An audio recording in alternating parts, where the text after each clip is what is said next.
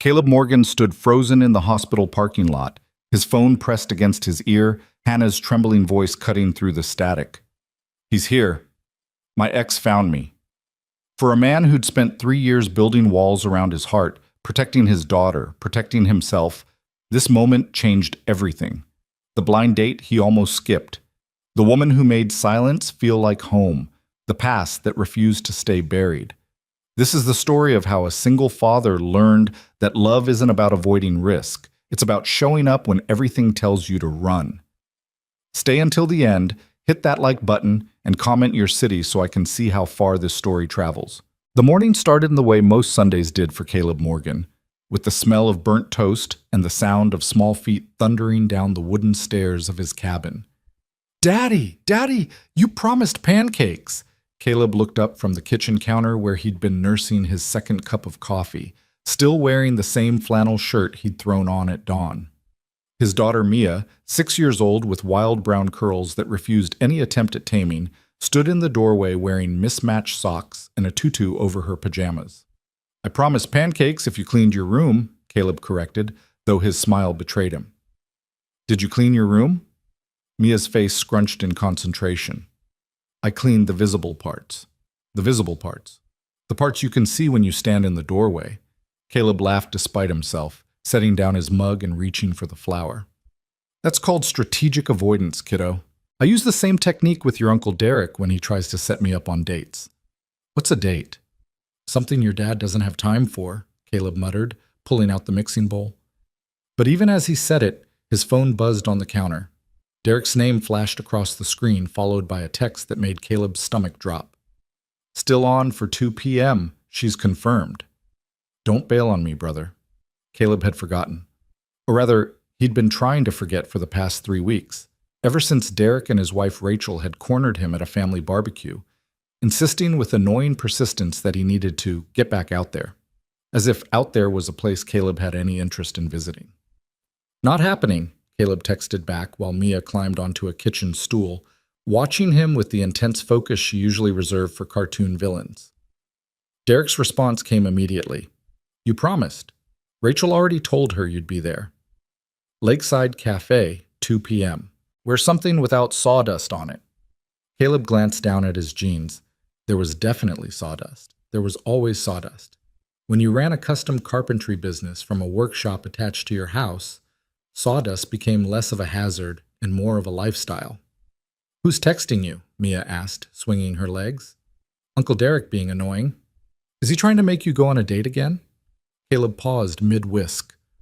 "How do you even know about that?" "I heard Aunt Rachel talking to Grandma. She said you're going to die alone with cats if you don't start trying." "I don't even like cats," Caleb protested, "and I'm not going to die alone. I've got you." Mia considered this with the seriousness of a Supreme Court justice. "But I'm going to grow up and move away. That's what kids do." "Then you'll be alone. Probably with cats you don't even like." Caleb stared at his daughter, momentarily stunned by her 6-year-old logic. When had she gotten so insightful? When had she started thinking about him growing old alone? "Pancakes," he said finally, pouring batter onto the griddle with more force than necessary. "We're talking about pancakes, not my theoretical future with hypothetical cats." But the damage was done. As Mia chattered on about her upcoming school week, Caleb found himself glancing at the clock. 9:47 a.m. 4 hours and 13 minutes until he was supposed to meet a woman whose name he couldn't even remember. Hannah? Helen? Something with an H. He'd said no 3 times. Derek had persisted 4. The problem with having a brother who'd pulled you out of the darkest year of your life was that you owed him, even when what he asked for felt impossible. 3 years ago, Caleb's ex-wife had decided motherhood wasn't for her. No warning, no gradual decline, just a note on the kitchen table and her keys left in a bowl by the door. "I can't do this anymore. She's better off with you." Mia had been 3, old enough to ask where mommy went, young enough to eventually stop asking. Derek had shown up that first week with groceries, a toolbox, and a plan to convert Caleb's detached garage into a proper workshop. "You need something to do with your hands," he'd said, something other than scrolling through her social media at 2 in the morning. He'd been right. The carpentry had saved him. given him purpose beyond the immediate needs of a heartbroken toddler. Within a year, Caleb had built enough custom furniture pieces to start charging real money. Within 2, he'd quit his construction job entirely and gone freelance. The work was irregular, the income unpredictable, but it was his. And it meant being home when Mia needed him. Dating, relationships, romance, those belonged to a version of himself he'd packed away like winter clothes in spring. He didn't miss them, mostly.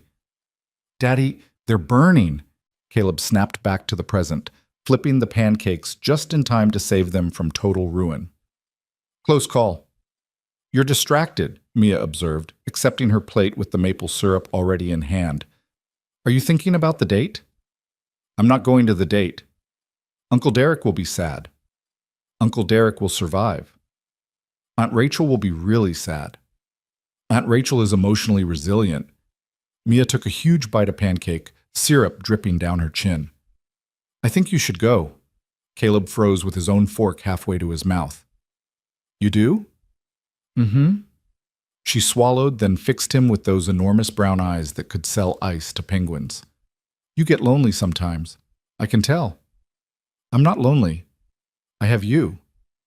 "I know, but sometimes when I'm asleep, I hear you walking around downstairs, and sometimes you sit on the porch for a really long time just looking at nothing."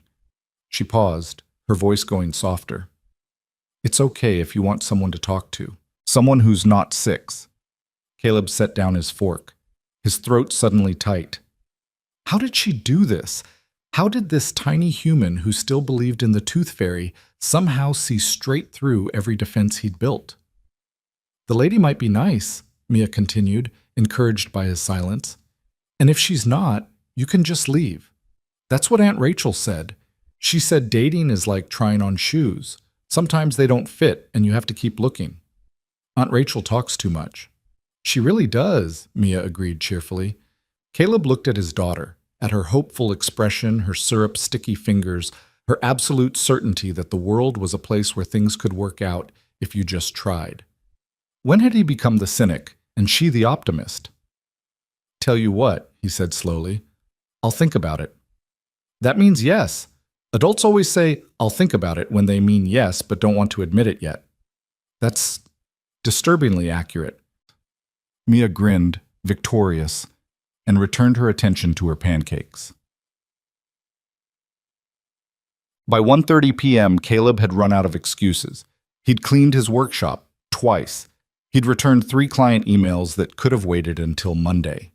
He'd reorganized his lumber rack by wood type and grain pattern, a task so unnecessary that even he recognized it as pure avoidance. Mia was at his parents' house for the afternoon, because apparently this setup had been a family-wide conspiracy. His mother had actually ironed a shirt for him, leaving it hanging on the back of the kitchen door with a note: "Be yourself." But maybe not the version of yourself that wears the same flannel for 3 days straight. Love, Mom. Now, standing in front of his bathroom mirror in dark jeans and the ironed blue button-down, Caleb barely recognized himself. When was the last time he dressed for anything other than work or Mia's school events? When was the last time he'd cared what he looked like? "This is insane," he told his reflection. "You're 32, not 17. You can handle coffee with a stranger." His reflection looked unconvinced. Caleb grabbed his truck keys before he could change his mind, locking the cabin behind him and climbing into the old Ford that had seen better decades. The drive to Lakeside Cafe took 12 minutes. 12 minutes he spent mentally rehearsing conversation topics and immediately discarding them. "So, what do you do?" "No, too generic." "Come here often?" "Absolutely not. I have a 6-year-old daughter and emotional availability issues. How about you?" The cafe appeared around the bend, a small renovated boathouse perched at the edge of Mirror Lake. Summer tourists loved it. Locals tolerated it. Caleb had been there exactly once, for a client meeting 2 years ago, and remembered mainly that they charged $7 for coffee that tasted like burnt water. He parked in the gravel lot, killed the engine, and sat there like an idiot while his heart rate climbed. Through the cafe's wide windows, he could see the Sunday afternoon crowd, couples sharing pastries, families with small children, a few solo laptop warriors camping at corner tables. And standing just outside the entrance, Checking her phone with a posture that suggested she was exactly as thrilled about this as he was, stood a woman Caleb assumed had to be his blind date. Hannah, he remembered suddenly. Her name was Hannah. She was older than he'd expected, early 40s maybe, with auburn hair pulled back in a simple ponytail and a face that seemed naturally arranged into an expression of calm competence. She wore jeans and a soft gray sweater, nothing flashy, nothing trying too hard.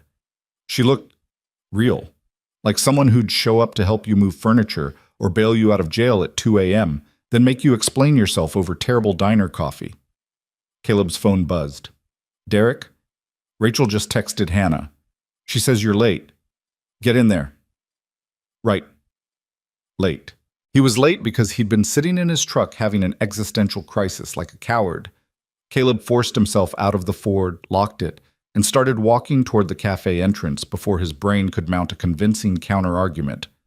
Hannah looked up at the sound of gravel crunching, and their eyes met.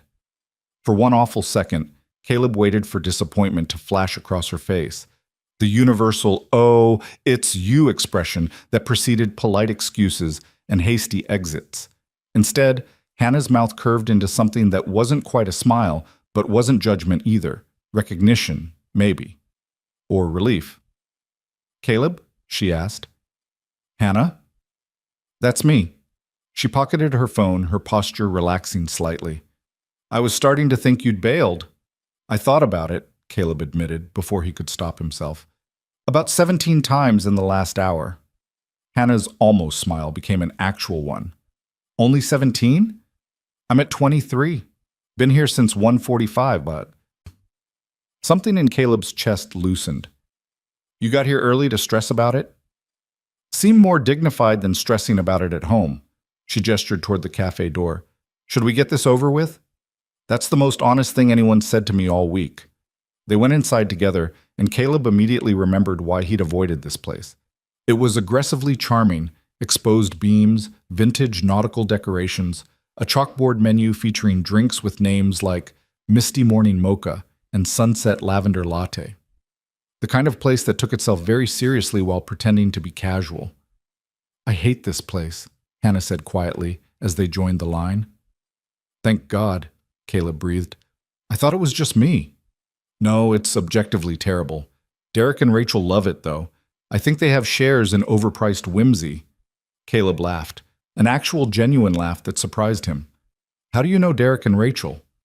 Rachel's my cousin, which means I've been getting the "you need to date someone stable" speech for about 2 years now. Hannah studied the menu with the intensity of someone taking an exam. Apparently you're stable. I own power tools and show up on time. The bar is incredibly low. The bar is subterranean, Hannah agreed. I'll take whatever coffee is least likely to have lavender in it. They ordered 2 regular coffees, black, which seemed to personally offend the barista, and found a table in the corner, away from the window where Derek and Rachel had probably stationed surveillance equipment. Caleb sat down across from Hannah, and for a moment neither of them spoke. The silence should have been awkward, should have sent him scrambling for those rehearsed conversation starters he'd practiced in the truck. Instead, it felt okay, like they were both catching their breath after the sprint of showing up. So, Hannah said finally, wrapping her hands around her coffee mug, your brother is very persistent. That's a polite word for it. Rachel used the phrase morally obligated to give you a chance. I think she genuinely believes she's saving your life. She told my 6-year-old I was going to die alone with cats. Hannah's eyebrows rose. You have a 6-year-old? Mia. She's the reason I almost didn't come today. Well, one of the reasons. Single dad's schedule doesn't leave much room for social experiments. He waited for the usual response, the slight withdrawal, the mental recalculation, the subtle shift that said single parent was more commitment than a first date warranted. Instead, Hannah just nodded. Rachel mentioned you had a daughter, didn't mention she was emotionally manipulating you into dating. She told me it was okay to want someone to talk to, someone who's not 6. Caleb took a sip of coffee, which was exactly as bad as he remembered. She's not wrong, but she's also supposed to be in first grade, not giving life advice. Smart kid. Terrifyingly so. Hannah smiled, and something about it seemed less guarded now. For what it's worth, I almost didn't come either. I've been divorced for 4 years, and dating feels like trying to remember a language you barely spoke the first time around. How long were you married? 15 years. High school sweethearts, if you can believe it. Thought we'd figured it all out by 23. Hannah's voice stayed even, but Caleb caught something underneath, not quite bitterness, more like resigned observation. Turns out we'd figured out exactly nothing. My ex left when Mia was 3, Caleb heard himself say. Just left. Decided she didn't want to be a mother anymore and walked out. No custody battle, no fighting, she just signed everything and disappeared. He hadn't meant to say it, definitely not within the first 15 minutes, but Hannah didn't flinch, didn't offer empty sympathy or awkward platitudes. She just held his gaze and said, "That's brutal."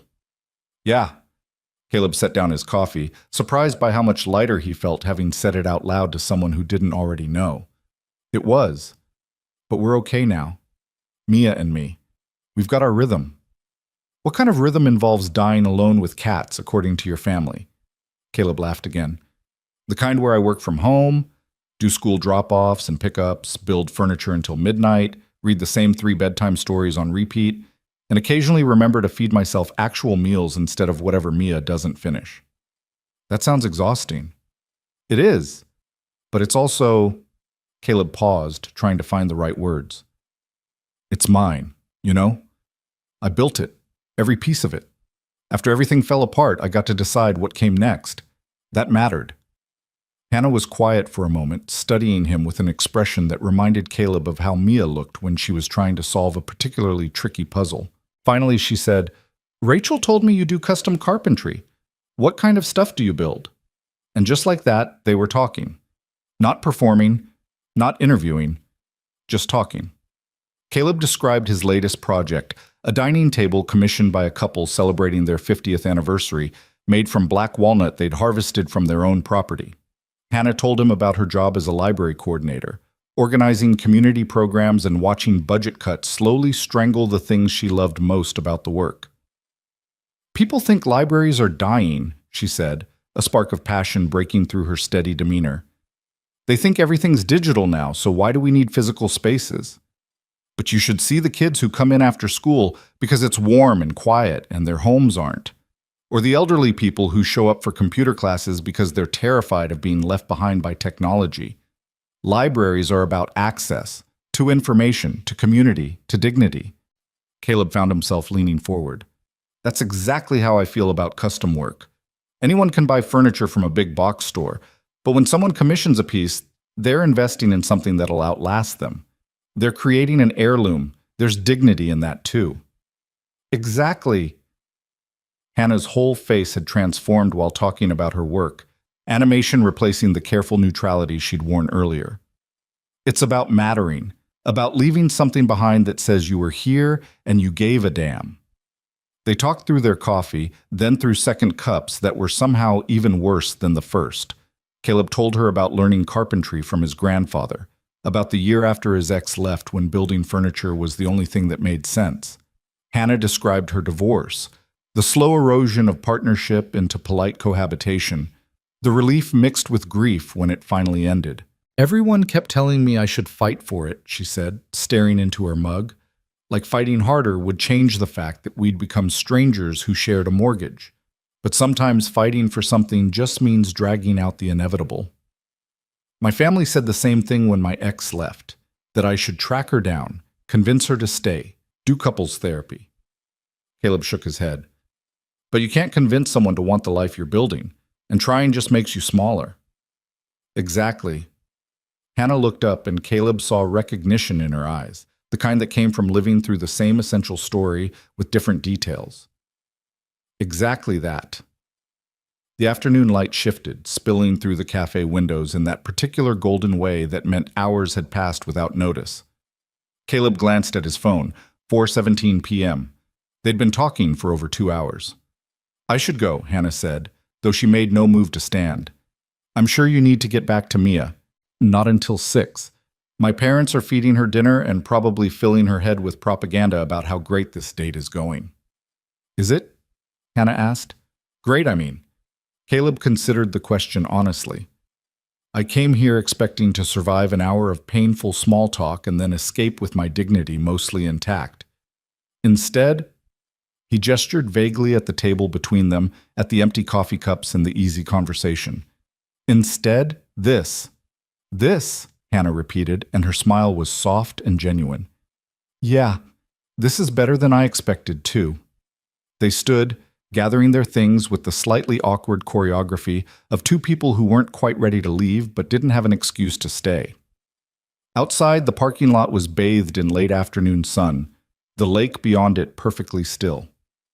I'm parked over there, Hannah said, pointing to a sensible blue Honda that matched her entire aesthetic. Practical, reliable, unfussy.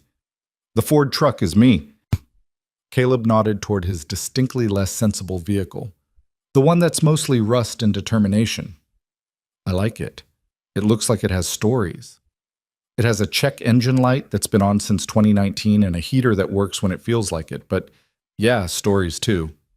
They stood there in the parking lot, and Caleb felt something he hadn't felt in years. Reluctance for a moment to end. Not fear, not obligation, just simple reluctance. Would you want to do this again? He asked before his brain could talk him out of it. Not here. Somewhere with better coffee. Or worse coffee. Honestly, the bar is set pretty low at this point. Hannah's smile widened. I'd like that. When works for you? I have Mia most evenings, but she goes to my parents on Thursdays for dinner. Next Thursday works. They exchanged numbers, the transaction feeling both monumental and mundane. As Hannah pulled out of the parking lot, she waved through her window, and Caleb waved back like an idiot, standing there until her Honda disappeared around the bend. His phone buzzed immediately. Derek, well? Caleb typed back. Not terrible. Might try again. The response came in seconds. Told you. Rachel's crying. She's actually crying. She says you're welcome. Caleb climbed into his truck, shaking his head. But as he started the engine and headed toward his parents' house to collect Mia, he caught himself smiling at nothing in particular. Maybe Derek had been right. Maybe the bar for not terrible had been set so low that anything approaching pleasant felt revolutionary. Or maybe Hannah was just Hannah. Real and unpolished and willing to sit through terrible coffee to talk about libraries and furniture and the ways people survived being left behind. His daughter was going to be insufferable about this. Worth it, Caleb thought, and turned up the radio. Mia was waiting on his parents' porch when Caleb pulled up, practically vibrating with anticipation. She ran to the truck before he'd even fully parked, yanking open the passenger door with both hands. So? How was it? Did you like her? Are you getting married? Slow down, speed racer. Caleb reached over to buckle her seatbelt as she scrambled into her seat. We had coffee and talked. That's it. But did you like her? Caleb's mother appeared in the doorway, wiping her hands on a dish towel and wearing an expression of barely contained curiosity. His father stood behind her, pretending to read the newspaper but clearly eavesdropping. She was nice, Caleb called out. Thank you for watching Mia. Nice? His mother looked personally offended. Derek said she's lovely. Rachel said she's perfect for you. Rachel also thinks pineapple belongs on pizza, so her judgment is suspect. Caleb Michael Morgan, don't you deflect with pizza toppings. Gotta go, Mom. Bedtime routine starts in 90 minutes. You know how it is. He was pulling out of the driveway before she could launch into full interrogation mode, Mia giggling in the passenger seat. You're in trouble, she sang. Grandma's going to call you later. Grandma's going to have to leave a voicemail like everyone else. So you did like her. Mia swung her legs, triumphant. Otherwise, you'd just tell Grandma the truth. Caleb glanced at his daughter, this tiny detective who missed nothing. You know what? Yeah, I liked her. She was easy to talk to, real, not trying to be someone she's not. Are you going to see her again? Next Thursday. Mia let out a squeal that probably violated several noise ordinances. I knew it! I knew you just needed to try. Wait until I tell... You're not telling anyone. Can I tell Uncle Derek? Uncle Derek already knows. He probably has a live feed from the cafe hidden in his watch. Can I tell Aunt Rachel? Aunt Rachel definitely already knows. I think she might have been the barista in disguise. Mia dissolved into giggles, and Caleb felt that familiar warmth in his chest. The feeling that meant despite everything, despite single parenthood and loneliness and emotional walls built from necessity, they were okay.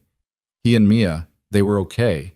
And maybe, just maybe, okay had room to become something more. The cabin appeared through the trees, small and sturdy and home. Caleb parked in his usual spot, and Mia bounded out, already launching into a detailed plan for what she thought he should wear on the second date. Not the flannel with the hole in the elbow, she was saying as they climbed the porch steps. And you should probably shower before you go this time, not after work. I showered today. Yeah, but you smell like sawdust. Ladies don't like sawdust. Some ladies might like sawdust. It's a very honest smell. Daddy, no. Caleb unlocked the door, flipping on lights and breathing in the familiar scent of wood shavings and old coffee. His workshop table was still covered with the anniversary table project. The walnut was gorgeous, the grain like rivers frozen mid-flow. Can I watch cartoons before bed? Mia asked, already heading for the couch. 30 minutes. Then teeth, pajamas, story time. Non-negotiable. You're such a dad. That is literally my job description. Mia flopped onto the couch, grabbing the remote, and Caleb wandered into the kitchen to figure out what constituted dinner. Leftover spaghetti, probably. Or grilled cheese. The nutritional value of single dad cooking existed on a spectrum from technically edible to actual vegetables involved. His phone buzzed again. This time it was Hannah. Made it home. Thanks for not being weird about the terrible coffee. Same time next Thursday? Caleb typed back. I'll find somewhere that at least knows what coffee beans look like. See you then. 3 dots appeared, disappeared, appeared again. Finally. Looking forward to it. Simple words. Nothing poetic, nothing profound. But they settled into Caleb's chest like the first piece of a new project clicking into place. The moment when you realize the design might actually work. Might actually become something real.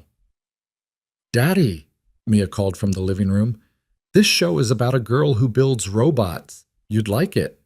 Caleb pocketed his phone and joined his daughter on the couch, letting her explain the intricate plot of a cartoon he didn't fully understand but pretended to follow. Outside, the sun finished setting over the woods that surrounded their small clearing, and somewhere across town, Hannah was probably settling into her own evening routine.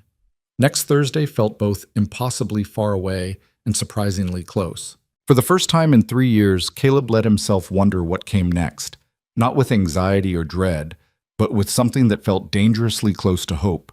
And hope, he was learning, was harder to ignore than he'd remembered. Thursday arrived faster than Caleb expected, which meant he spent most of Wednesday night second-guessing everything. He'd found a coffee shop in the next town over, a place called Empty Ember and Grain that supposedly roasted their own beans and didn't name drinks after weather patterns.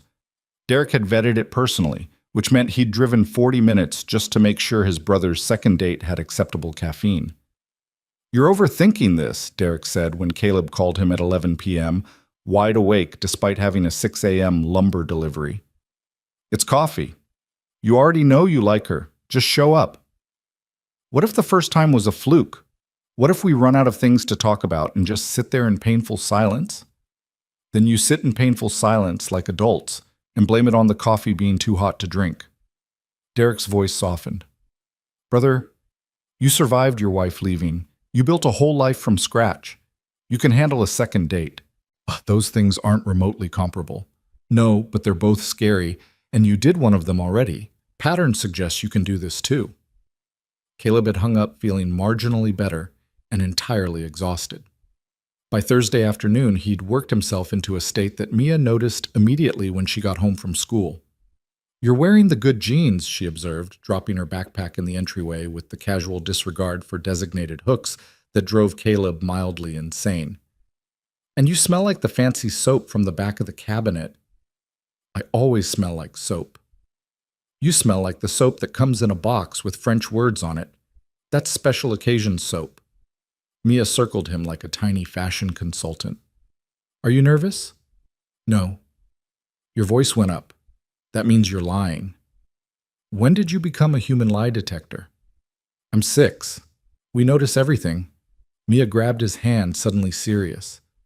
It's okay to be nervous.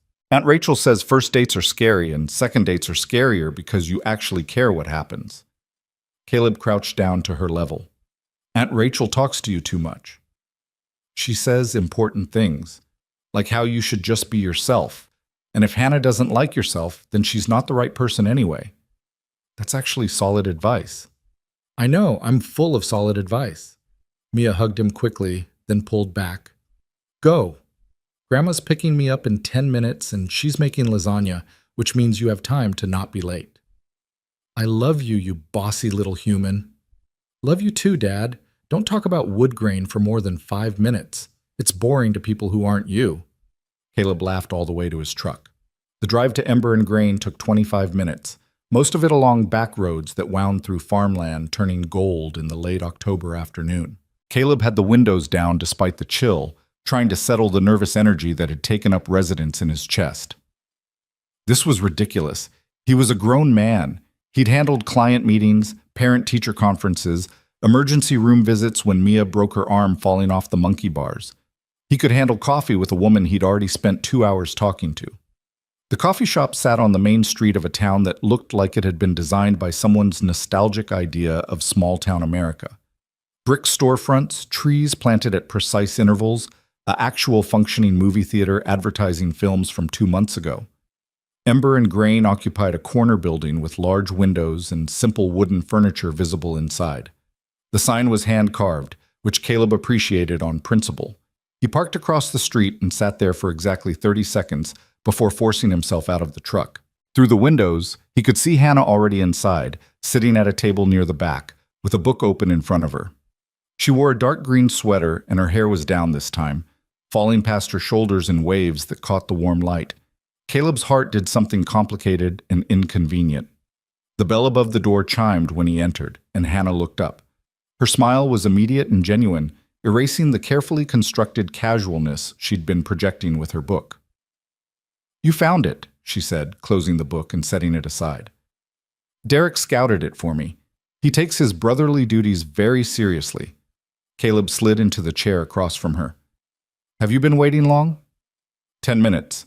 I'm chronically early to everything. Occupational hazard of running library programs. If you're not 15 minutes early, you're late. I'm the same way with client meetings.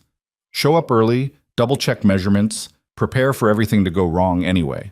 A barista approached, a young woman with purple hair and an impressively complex ear-piercing situation. What can I get you folks? What's good here? Caleb asked. Honestly? Everything. We source from a roaster in Portland, and the owner is psychotically particular about quality. She gestured at the chalkboard menu. The pour-over is excellent if you've got patience, cold brew if you don't, espresso if you need to taste God's judgment in liquid form. Hannah laughed. That's quite a sales pitch. I believe in truth in advertising. Also, I get free coffee, so I've tried everything and have opinions. Pour over, Caleb decided. I've got patience today. Same, Hannah said. 2 pour-overs coming up. Should take about 6 minutes, so get comfortable. She disappeared behind the counter, and Caleb found himself studying Hannah with the kind of attention he usually reserved for wood grain patterns. She looked different from last Sunday. More relaxed maybe, or just less guarded. There was an ease to how she sat, how she met his eyes without that initial wariness. So, Hannah said, how was your week? Long. Good, but long. I finished that anniversary table I told you about, the walnut one. Delivered it Tuesday, and the couple cried when they saw it, which was either very flattering or very concerning. I'm going with flattering. You build something that makes people cry in a good way. You're doing something right. What about you? Any library emergencies? Actually, yes. We had an incident involving a 6-year-old, a bottle of glitter glue, and the entire young adult fantasy section. It took 3 librarians and a janitor to contain the damage. Hannah's eyes sparkled with suppressed laughter. The child was very apologetic and also very proud of what she called her fairy improvement project. That sounds like something Mia would do. Is she into fairy improvements? She's into improvements in general. Last month she decided my workshop needed better organization and labeled everything with a label maker she stole from my mother. Now I have drawers marked Dad's weird screws and wood pieces Dad won't throw away. She's not wrong though, is she? Devastatingly accurate, which is the worst part. Their coffee arrived, presented by the purple-haired barista with the ceremony of someone unveiling a minor work of art. Peruvian single origin, medium roast, floral notes with a chocolate finish. Drink it black first, then add whatever you want, but know that I'll judge you. Noted, Hannah said solemnly. They tried it black. It was, Caleb had to admit, significantly better than Lakeside Cafe's lavender disaster. The conversation flowed as easily as it had the previous Sunday, maybe easier now that they'd established baseline compatibility. Hannah told him about growing up in a military family, moving every few years, learning to make friends quickly and let them go just as fast. I think that's why I ended up working in libraries, she said. Books don't move. They're there when you come back. There's comfort in that kind of permanence. Caleb talked about his grandfather, about summer weeks spent in the old man's workshop, learning to read wood like a language. He used to say every piece tells you what it wants to be, you just have to listen. I thought that was sentimental nonsense until I actually started building things. Now I get it. What does wood sound like? Hannah asked, genuinely curious. It's not literal sound, it's more like resistance, flow. You're planning a board and you hit a knot or a grain change, and you can feel it fighting you. That's the wood telling you to work with it, not against it. Caleb paused, aware he was dangerously close to Mia's 5-minute wood grain lecture limit. Sorry, I'm probably boring you. You're not. I like listening to people talk about things they love. You get animated. Your whole face changes. You do the same thing when you talk about libraries. You kind of light up. Hannah's smile turned self-conscious. My ex-husband used to say I cared more about books than people. He meant it as criticism. Sounds like he was threatened by you having passion for something. Maybe. Or maybe I did care more about books. They were safer. She wrapped both hands around her coffee mug, staring into it like it held answers. People leave. People change their minds. Books just stay. Caleb recognized that particular flavor of hurt, the kind that got baked into how you saw the world. My ex used to say I was too content with simple things, that I didn't want enough from life. What did you want? Exactly what I had. A family, work I cared about, enough money to be stable, time to actually live instead of just survive. He met Hannah's eyes. Apparently, that was boring. That sounds like the opposite of boring. That sounds like knowing yourself well enough to build a life that fits. She wanted adventure, spontaneity, the next big thing. Caleb heard the old bitterness creeping into his voice and consciously softened it. I wanted Thursday night dinners and bedtime stories and building something that lasted. We wanted different lives. Took us 7 years to admit it. 15 for us, Hannah said quietly. We were so young when we got married. 19 and stupid and convinced we'd figured everything out.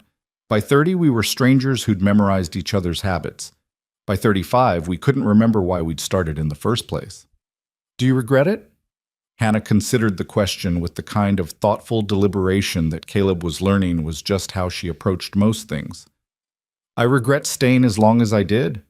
I regret the years we spent being polite instead of honest. But I don't regret marrying him. We were kids trying to build something permanent when we barely knew who we were. That's not a crime. It just didn't work. That's a healthier way of looking at it than I've managed. Give yourself time. You're what, 3 years out?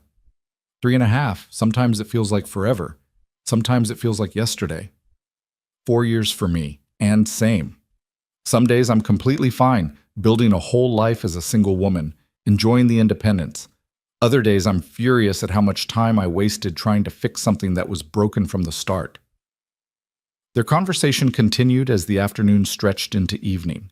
Other customers came and went, students with laptops, a group of older women who apparently had a standing Thursday knitting circle, a young couple who spent more time looking at each other than their coffee. The purple-haired barista refilled their cups without being asked, winked at Caleb when Hannah wasn't looking. Around 6:30, Hannah's phone buzzed. She glanced at it, frowned slightly, then silenced it without responding. Everything okay? Caleb asked. Just my mother. She has a sixth sense for when I'm doing something that might lead to happiness and likes to check in with concern disguised as casual questions. What kind of questions? Are you sure you're ready to date? Don't you think you should focus on yourself for a while longer? Remember what happened last time? Hannah's voice took on a slightly bitter edge. She means well. She's just protective to the point of being paralyzing. My family's the opposite. They're aggressively encouraging. Derek literally staged an intervention about my dating life at a barbecue in front of 20 relatives. Which is worse? Honestly, no idea. Both feel invasive in different ways. Hannah's phone buzzed again and again. She turned it face down with more force than necessary. Sorry, I should have silenced it before I got here. You can answer if you need to. I really don't. But her jaw had tightened, and Caleb recognized the signs of someone trying to maintain composure against an incoming stress tide. Want to get out of here? He asked. Go for a walk or something? There's got to be a park in this aggressively quaint town. Hannah's expression cleared with visible relief. Yes, please. They paid, Caleb getting there first despite Hannah's protest, and stepped out into the October evening. The temperature had dropped noticeably, that particular autumn chill that meant winter wasn't far behind.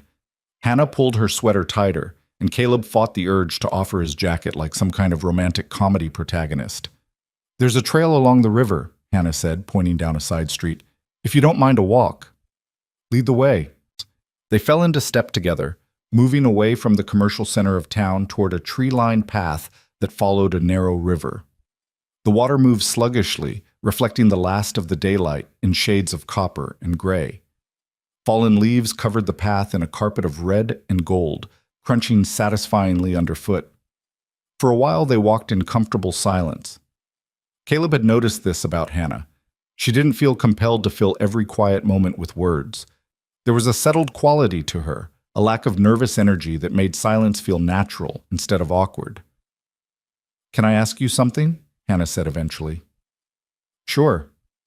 Why did you actually show up last Sunday?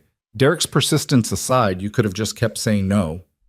Caleb thought about it, about Mia's observation that he got lonely sometimes, about the realization that he'd been in holding pattern for 3 years, about the simple fear that if he didn't try, this would just be his life forever. Good enough, but never quite whole. Mia told me it was okay to want someone to talk to, he said finally, and I realized I'd been telling myself I was fine alone because fine felt safer than risking not being fine. Does that make sense? Perfect sense. I told myself the same thing for 2 years, that I was happy single, that I didn't need anyone, that wanting partnership was just social conditioning I could unlearn. Hannah kicked at a pile of leaves, watching them scatter.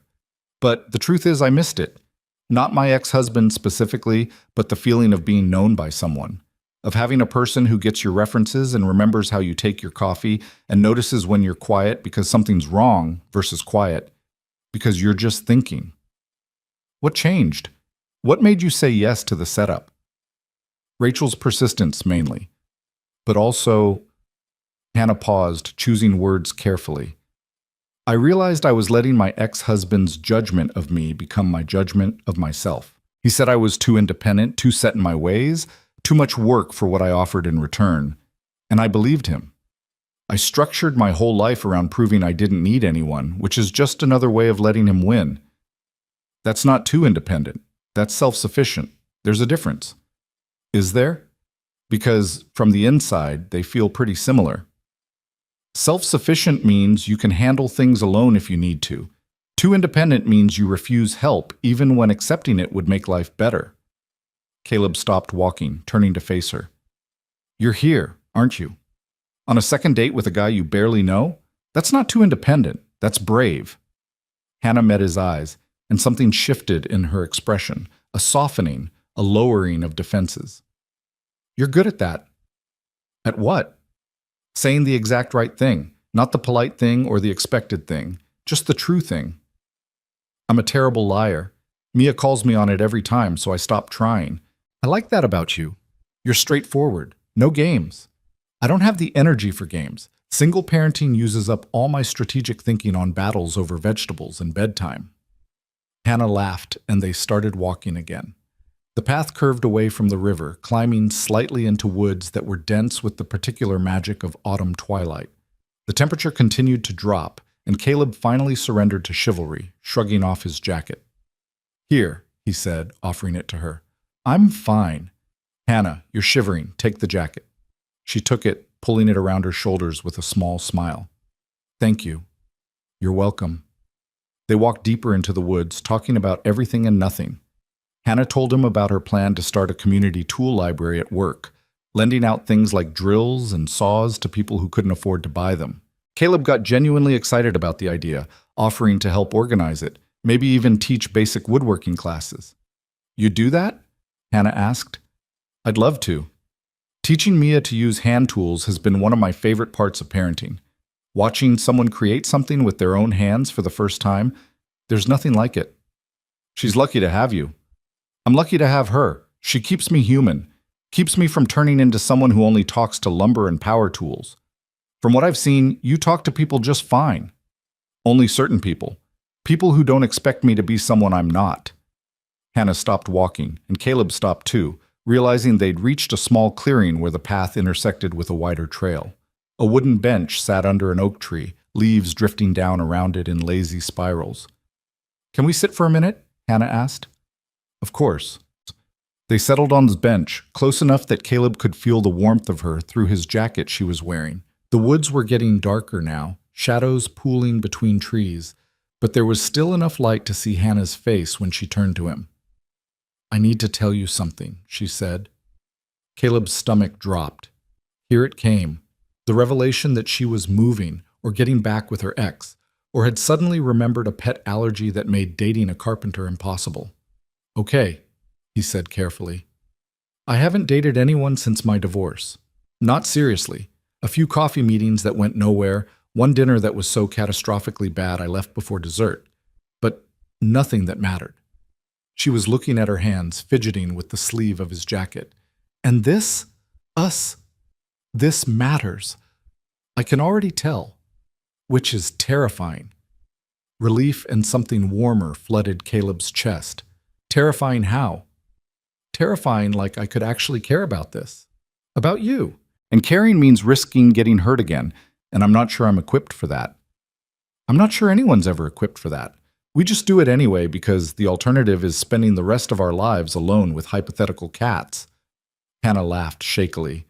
Your family really did a number on you with that cats thing. They're persistent. It's their primary character trait. Caleb shifted slightly, closing the small distance between them. For what it's worth, I'm terrified too. I've spent 3 years building walls around anything that feels like vulnerability. You're the first person who's made me want to tear them down. We're a mess, Hannah said softly. We're careful. There's a difference. Is there? Careful means you've learned from getting hurt. Mess means you let the hurt define you. He reached over, gently taking her hand. You're here. That's not a mess. That's trying. Hannah looked down at their joined hands, and Caleb felt her fingers tighten around his. My ex-husband's name is David. He's a financial advisor. Very successful, very charming, very good at making me feel like I was never quite enough. Sounds like an ass. He had his good qualities, but yeah, mostly an ass. She took a breath and Caleb could feel her steadying herself. We run into each other sometimes, small-town problems. It's fine, usually. Polite, distant, fine. But every time it happens, I feel like I'm 22 again, trying to be whatever version of myself he needed that day. Has he remarried? Engaged? To someone younger, more social, more everything I apparently wasn't. Good for him. Better for you. Hannah looked up, surprised. How do you figure? Because now he's someone else's problem, and you get to build a life that fits who you actually are, instead of who he needed you to be. That's a very evolved perspective. I've had time to practice, too. Mia asks about her mom sometimes, not often anymore, but sometimes. And I've had to figure out how to explain that people can be wrong for each other without either of them being bad. It's helped me process my own stuff. You're a good father, Hannah said, and the sincerity in her voice made Caleb's throat tight. I'm trying to be. That's all any of us can do, right? Just try. They sat there as the last light faded from the woods, hands linked, shoulders touching, not saying anything that needed to be said with words. Somewhere in the distance, Caleb could hear the river, the rustle of leaves, the quiet settling of the world into night. Finally, Hannah stirred. We should probably head back before it gets completely dark. I don't know this trail well enough to navigate by starlight. Probably smart. They stood, still holding hands, and started back the way they'd come. The return walk felt different, easier somehow, like they'd crossed some invisible threshold and come out on the other side changed. When they reached the parking area near Ember and Grain, Caleb walked Hannah to her Honda, reluctant to let the evening end. She unlocked the car but didn't get in, turning to face him in the amber glow of the streetlights. "Thank you," she said. "For tonight. For listening. For not running when I admitted I was terrified. Thank you for being honest. For showing up even when you were scared." Hannah smiled, then did something that surprised them both. She stepped forward and hugged him. Not a polite side hug or a brief social gesture, but a real embrace, her arms around his waist, her head against his chest. Caleb wrapped his arms around her automatically, breathing in the scent of her shampoo and feeling the steady rhythm of her breathing. They stood like that for a long moment, and Caleb felt something settle into place inside him. Some piece of himself he hadn't realized was misaligned, clicking back into proper position. When they finally pulled apart, Hannah's eyes were bright. "Same time next week? I'd like that. Though maybe we could do dinner? Actual food, not just coffee?" "Dinner sounds perfect." She got into her car, and Caleb waited until she'd pulled out of the parking lot before walking to his truck. His jacket smelled like her perfume now, something subtle with vanilla and wood notes that suited her perfectly.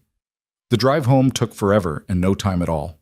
Caleb's mind was full of the evening, replaying conversations and silences, the way Hannah had opened up about her ex, the weight of her hand in his.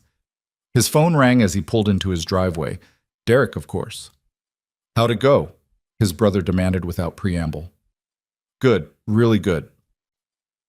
"That's it? That's all I get?" "I'm seeing her again next week. Dinner this time." "Rachel!" Derek's voice went distant as he shouted to his wife. "He's doing dinner! It's serious!" "It's not serious. It's just dinner. Brother, you don't do dinner. You do quick coffee and efficient exits. Dinner means you're actually trying." Caleb couldn't argue with that logic. "Yeah, okay, I'm trying." "Good. She's good for you. I can tell." "How can you possibly tell? You've never even met her." "Rachel says she's got kind eyes and a good laugh. That's all I need to know." "That's the worst vetting process I've ever heard. And yet here you are, planning a third date. My methods work." Caleb hung up on his brother's laughter and headed inside, where Mia was already asleep in her room, courtesy of his parents' legendary ability to tire out small children through sheer enthusiasm. He checked on her anyway, finding her sprawled diagonally across her bed with her favorite stuffed rabbit clutched in one arm. "Hey, kiddo," he whispered, adjusting her blankets. "Your advice worked. You were right." Mia didn't wake up, but she smiled in her sleep, and Caleb chose to believe she'd heard him anyway. He headed to his workshop, not ready for sleep yet, still buzzing with the evening's energy. The anniversary table was gone, delivered to its new home, but a new commission waited. A bookshelf for a professor downsizing from a house to an apartment, wanting something custom to hold 40 years of collected wisdom. Caleb ran his hand over the cherry wood, feeling the grain, listening to what it wanted to become. And for the first time in longer than he could remember, the future felt like something he was building toward instead of something he was just surviving. He worked late into the night, losing himself in the familiar rhythm of measuring and cutting and sanding. But even absorbed in the work, part of his mind stayed with Hannah, with her honest eyes and careful words, with the way she'd held his hand like it mattered, with the possibility that maybe, just maybe, careful people could learn to be brave together. Outside, the October wind picked up, rattling the workshop windows and carrying the first real hint of winter. Caleb smiled to himself and kept working, building something that would last. The dinner date turned into weekly dinners, which turned into phone calls that stretched past midnight, which turned into Caleb realizing he was thinking about Hannah during moments that had nothing to do with her. Measuring lumber and wondering if she'd like the grain pattern, reading Mia a bedtime story and imagining Hannah's voice narrating the dragon parts. Drinking morning coffee and remembering how she took hers, black, no sugar, in whatever mug was cleanest. By mid-November, they'd fallen into a rhythm that felt both new and strangely inevitable. Thursday nights were theirs. Dinner at different restaurants they'd researched together, walks even as the weather turned cold, conversations that picked up exactly where they'd left off the week before. Caleb had introduced her to Mia over pancakes one Saturday morning, a meeting he'd stressed about for days until Mia had looked at Hannah and said, "Do you like books about dragons?" And Hannah had said, "I run a library, so yes, professionally." And that had been that.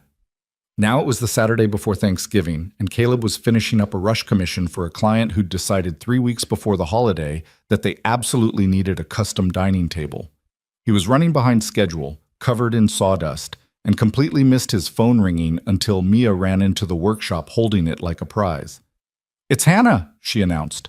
"She's called twice." Caleb grabbed the phone, frowning at the time. 2 in the afternoon on a Saturday. Hannah should be at work, running the library's weekend programs.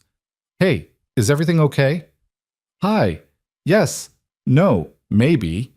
Hannah's voice sounded off, tight and brittle in a way he'd never heard before. "Are you busy?" "I'm working, but nothing that can't wait. What's wrong?" "Can I come over? I know it's last minute and you've got Mia, but I need to not be alone right now." Caleb was already pulling off his safety goggles. "Of course. Come over. You know where we are." 20 minutes? I'll be here." He hung up and looked at Mia, who was watching him with those too perceptive eyes. "Is Hannah sad?" she asked. "I think so, yeah." "Are you going to make her feel better?" "I'm going to try." Mia nodded seriously. "We should make her hot chocolate. Grandma says hot chocolate fixes most things that aren't actually broken." That's surprisingly wise advice from someone who puts marshmallows in coffee. "Grandma's weird, but she's not wrong." They headed into the house together, Caleb trying to brush the worst of the sawdust off his clothes, while Mia assembled hot chocolate ingredients with the focus of a tiny surgeon. By the time Hannah's Honda pulled into the driveway, they had 3 mugs ready, and Mia had set up what she called a comfort station on the couch. Blankets, pillows, and her stuffed rabbit, because everyone feels better with Mr. Hops. Caleb opened the door before Hannah could knock. One look at her face told him everything. She'd been crying, recently enough that her eyes were still red-rimmed and her makeup was smudged at the corners. She wore yoga pants and an oversized sweatshirt, her hair pulled back in a messy bun, the kind of outfit that said she'd gotten dressed without thinking about it. "Hey," he said softly. "Hi." Her voice cracked. "I'm sorry for just showing up." "Don't apologize. Come in." Hannah stepped inside, and Mia appeared immediately with a mug of hot chocolate held carefully in both hands. "This is for you," she said. "It has extra marshmallows because Dad said you sounded sad on the phone." Hannah's expression crumpled and reassembled in the space of a breath. She took the mug, crouching down to Mia's level. "Thank you, sweetheart. This is exactly what I needed. Do you want to sit on the couch? I set up the good blankets." "That sounds perfect." They migrated to the living room, Hannah settling into the corner of the couch, while Mia arranged blankets with the precision of someone who'd clearly learned therapeutic hospitality from Rachel. Caleb sat on the opposite end, close enough to reach, but far enough to give her space, holding his own mug and waiting. "I ran into my ex-husband," Hannah said finally, staring into her hot chocolate like it held answers. "At the grocery store. With his fiancée." Caleb's jaw tightened, but he kept his voice neutral. "What happened?" "Nothing dramatic." "That's almost worse." "He was perfectly pleasant, introduced me to Jessica, commented on the weather, asked how work was going, very civilized, very normal." She took a shaky breath. "Fuck up." And the whole time, all I could think was how much smaller I felt standing there.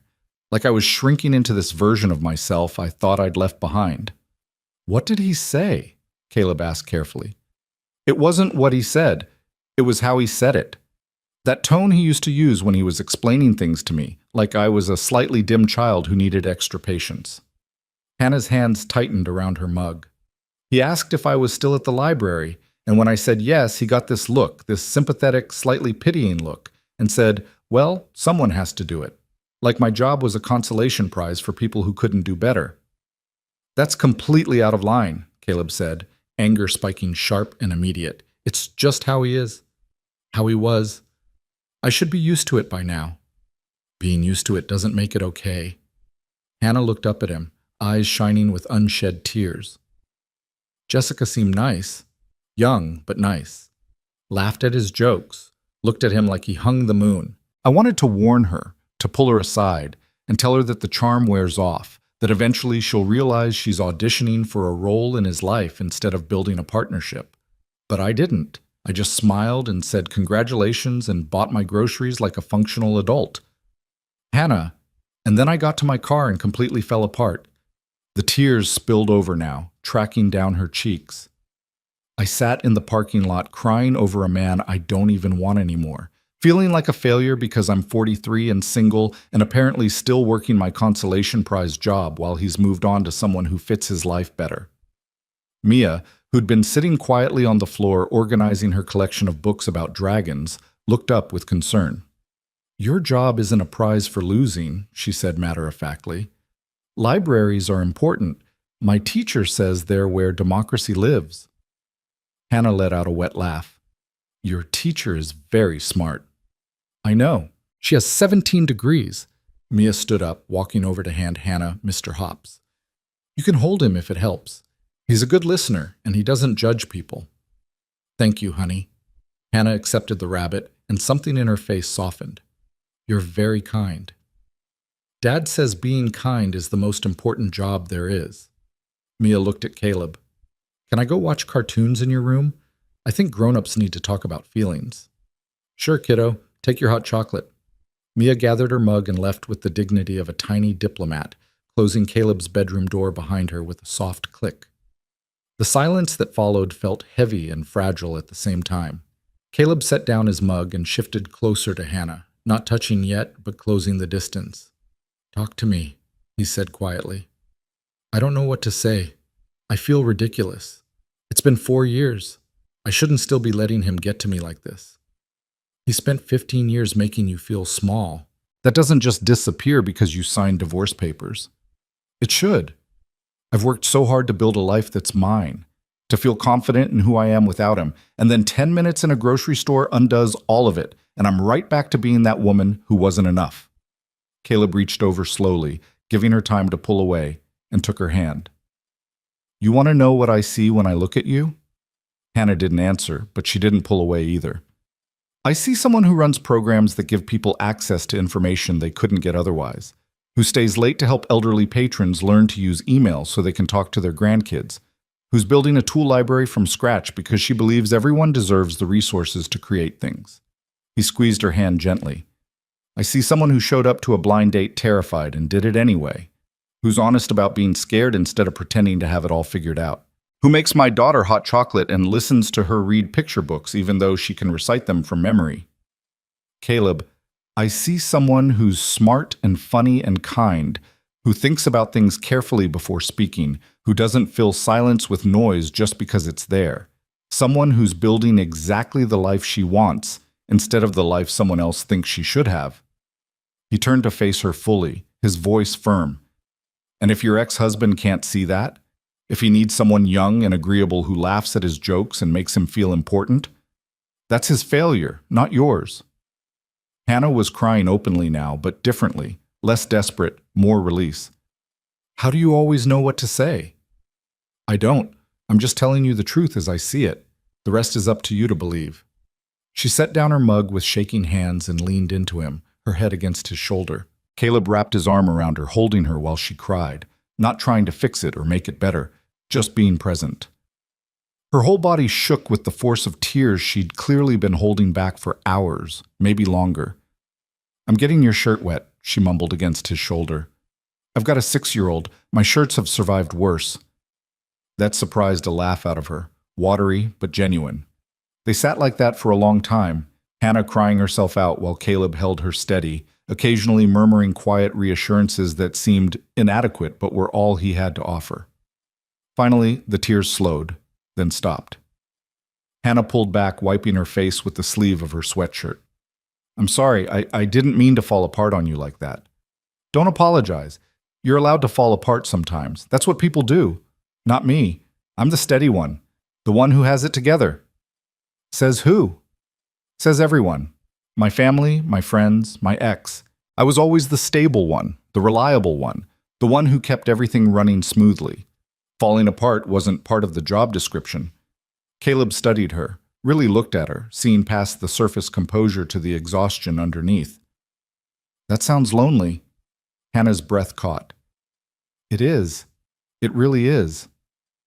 You don't have to be that person with me. You don't have to have it together all the time. You can just be. I don't know how to do that. I've been performing competence for so long, I'm not sure what's underneath anymore. Then we'll figure it out together. No performance necessary. Hannah looked at him with an expression that was part gratitude, part disbelief, part something deeper that made Caleb's heart trip over itself. Why are you so patient with me? Because you're worth being patient with. Because I know what it's like to build walls and forget how to take them down. Because... He stopped, the words catching in his throat. Because what? Because I'm falling for you, Caleb said quietly. And I want you to feel safe with me. All of you, not just the parts you think are acceptable to show. Hannah's eyes widened. Caleb, you don't have to say anything back. I'm not asking for anything. I just wanted you to know. She was quiet for a long moment, processing. Then, very softly, I'm falling for you too. That's why today hurt so much. Because I was thinking about you while I was standing there with David and Jessica, and all I could think was how much I wanted to call you, to hear your voice, to have you tell me I wasn't crazy for feeling hurt. And that scared me. Needing someone again. Depending on someone. Needing isn't the same as depending. Needing someone means you trust them enough to be vulnerable. Depending on someone means you can't function without them. Big difference. When did you get so wise about relationships? You said you haven't dated since your ex left. I haven't, but I've spent 3 years learning to be vulnerable with Mia, letting her see me scared and frustrated and not always having answers. Turns out that translates to other relationships too. Hannah reached up, touching his face with a tenderness that made Caleb's breath catch. Thank you for letting me fall apart, for not trying to fix it or minimize it or tell me I'm overreacting. You're not overreacting. Someone you spent 15 years with was dismissive and condescending. You're allowed to have feelings about that. I hate that I still care what he thinks. You don't care what he thinks. You care about being treated with basic respect, and he failed to provide that. Different thing. Hannah smiled, small but real. Semantics. Important semantics. They sat in comfortable silence, Hannah's head back on Caleb's shoulder, his arm around her. Outside, the November afternoon was fading into evening, the light going gray and soft through the windows. From his bedroom came the muted sounds of cartoon theme songs and Mia's occasional laughter. She's wonderful, Hannah said quietly. Mia, you're doing an amazing job with her. I'm doing my best. Some days that's enough, some days it's not, and somehow we survive either way. She's confident, kind, emotionally intelligent beyond her years. That doesn't happen by accident. She came that way. I just try not to screw it up too badly. You're too modest. She clearly adores you. The feeling is aggressively mutual. Hannah shifted, sitting up to look at him properly. Her eyes were still red from crying, her face blotchy and makeup smudged. But there was something open in her expression now, a lowering of defenses that felt like trust made visible. Can I ask you something? She said. Anything. Do you ever worry that we're rushing this? That we're both just lonely and looking for something to fill the gaps our exes left? Caleb considered the question honestly. Sometimes, usually around 3 a.m. when I can't sleep and my brain decides to catastrophize. But then I actually think about how I feel when I'm with you versus how I felt in my marriage, and it's completely different. Different how? With my ex, I was always trying to be enough. Interesting enough, adventurous enough, spontaneous enough. I was performing a version of myself I thought she wanted instead of just being who I was. With you, he paused, finding the words. With you, I'm just me. The guy who gets excited about wood grain and falls asleep reading bedtime stories and thinks a perfect Friday night is building furniture in my workshop, and you don't need me to be anything else. I like who you are. I like that you're steady and present and you think about things before you speak. I like that you're a good father and you care about your work and you're not afraid of silence.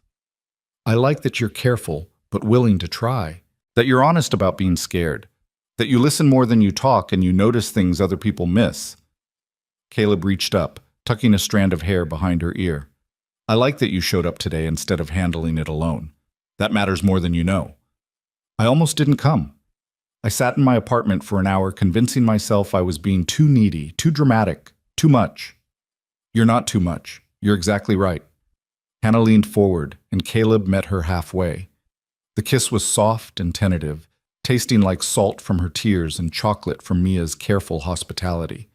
It was nothing like the dramatic first kisses in movies, no fireworks or swelling music, just two careful people choosing to be brave together. When they pulled apart, Hannah was smiling. I've been wanting to do that for weeks.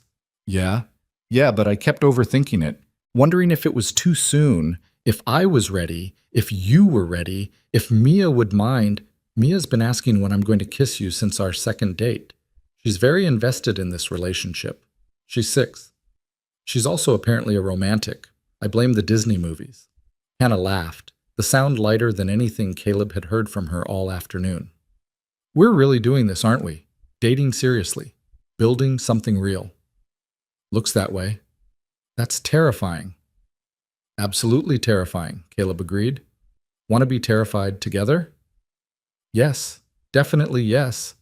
They kissed again, longer this time, and Caleb felt something settle deep in his chest, a rightness he hadn't felt in years, maybe ever. This wasn't the desperate passion of early 20s love or the comfortable complacency of long marriage. This was something else entirely. Choice. Intention. Two people who'd been hurt deciding to try anyway. The bedroom door opened, and Mia poked her head out. Are you done talking about feelings? Because I'm hungry and it's almost dinner time. Hannah pulled back, laughing. Yes, honey, we're done. Good. Can Hannah stay for dinner? We're having spaghetti, and Dad's sauce is really good, even though he pretends he just dumps a jar. I do just dump a jar. He makes it from scratch, Mia told Hannah seriously. He's modest about his cooking like he's modest about everything else. I'm right here, kid. I know. That's why I'm telling Hannah the truth about you. Someone has to. Hannah was grinning now, all traces of earlier tears gone. I'd love to stay for dinner if that's okay. More than okay, Caleb said, standing and offering her his hand. Fair warning, though. Mia's going to interrogate you about your favorite books, your stance on dragons versus unicorns, and probably your long-term intentions regarding her father. I can handle that. She's relentless. So am I. They moved to the kitchen together, Mia chattering about her day while Caleb started dinner preparations. Hannah offered to help, and they fell into an easy rhythm. Her chopping vegetables while he started the sauce, Mia setting the table with the careful attention she brought to any task she deemed important. Watching them together, Caleb felt something he'd stopped believing in years ago. Hope for a future that was more than just functional, more than just getting through each day intact. A future that included laughter and partnership and someone who saw all of him and chose to stay anyway. Dad, you're staring, Mia said, not looking up from arranging silverware in perfectly straight lines. I'm appreciating. There's a difference. Hannah glanced over, catching his eye, and smiled.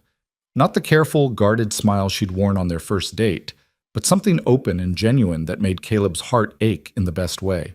Dinner was chaotic and warm, Mia dominating the conversation with questions about Hannah's work, the library, her favorite books growing up.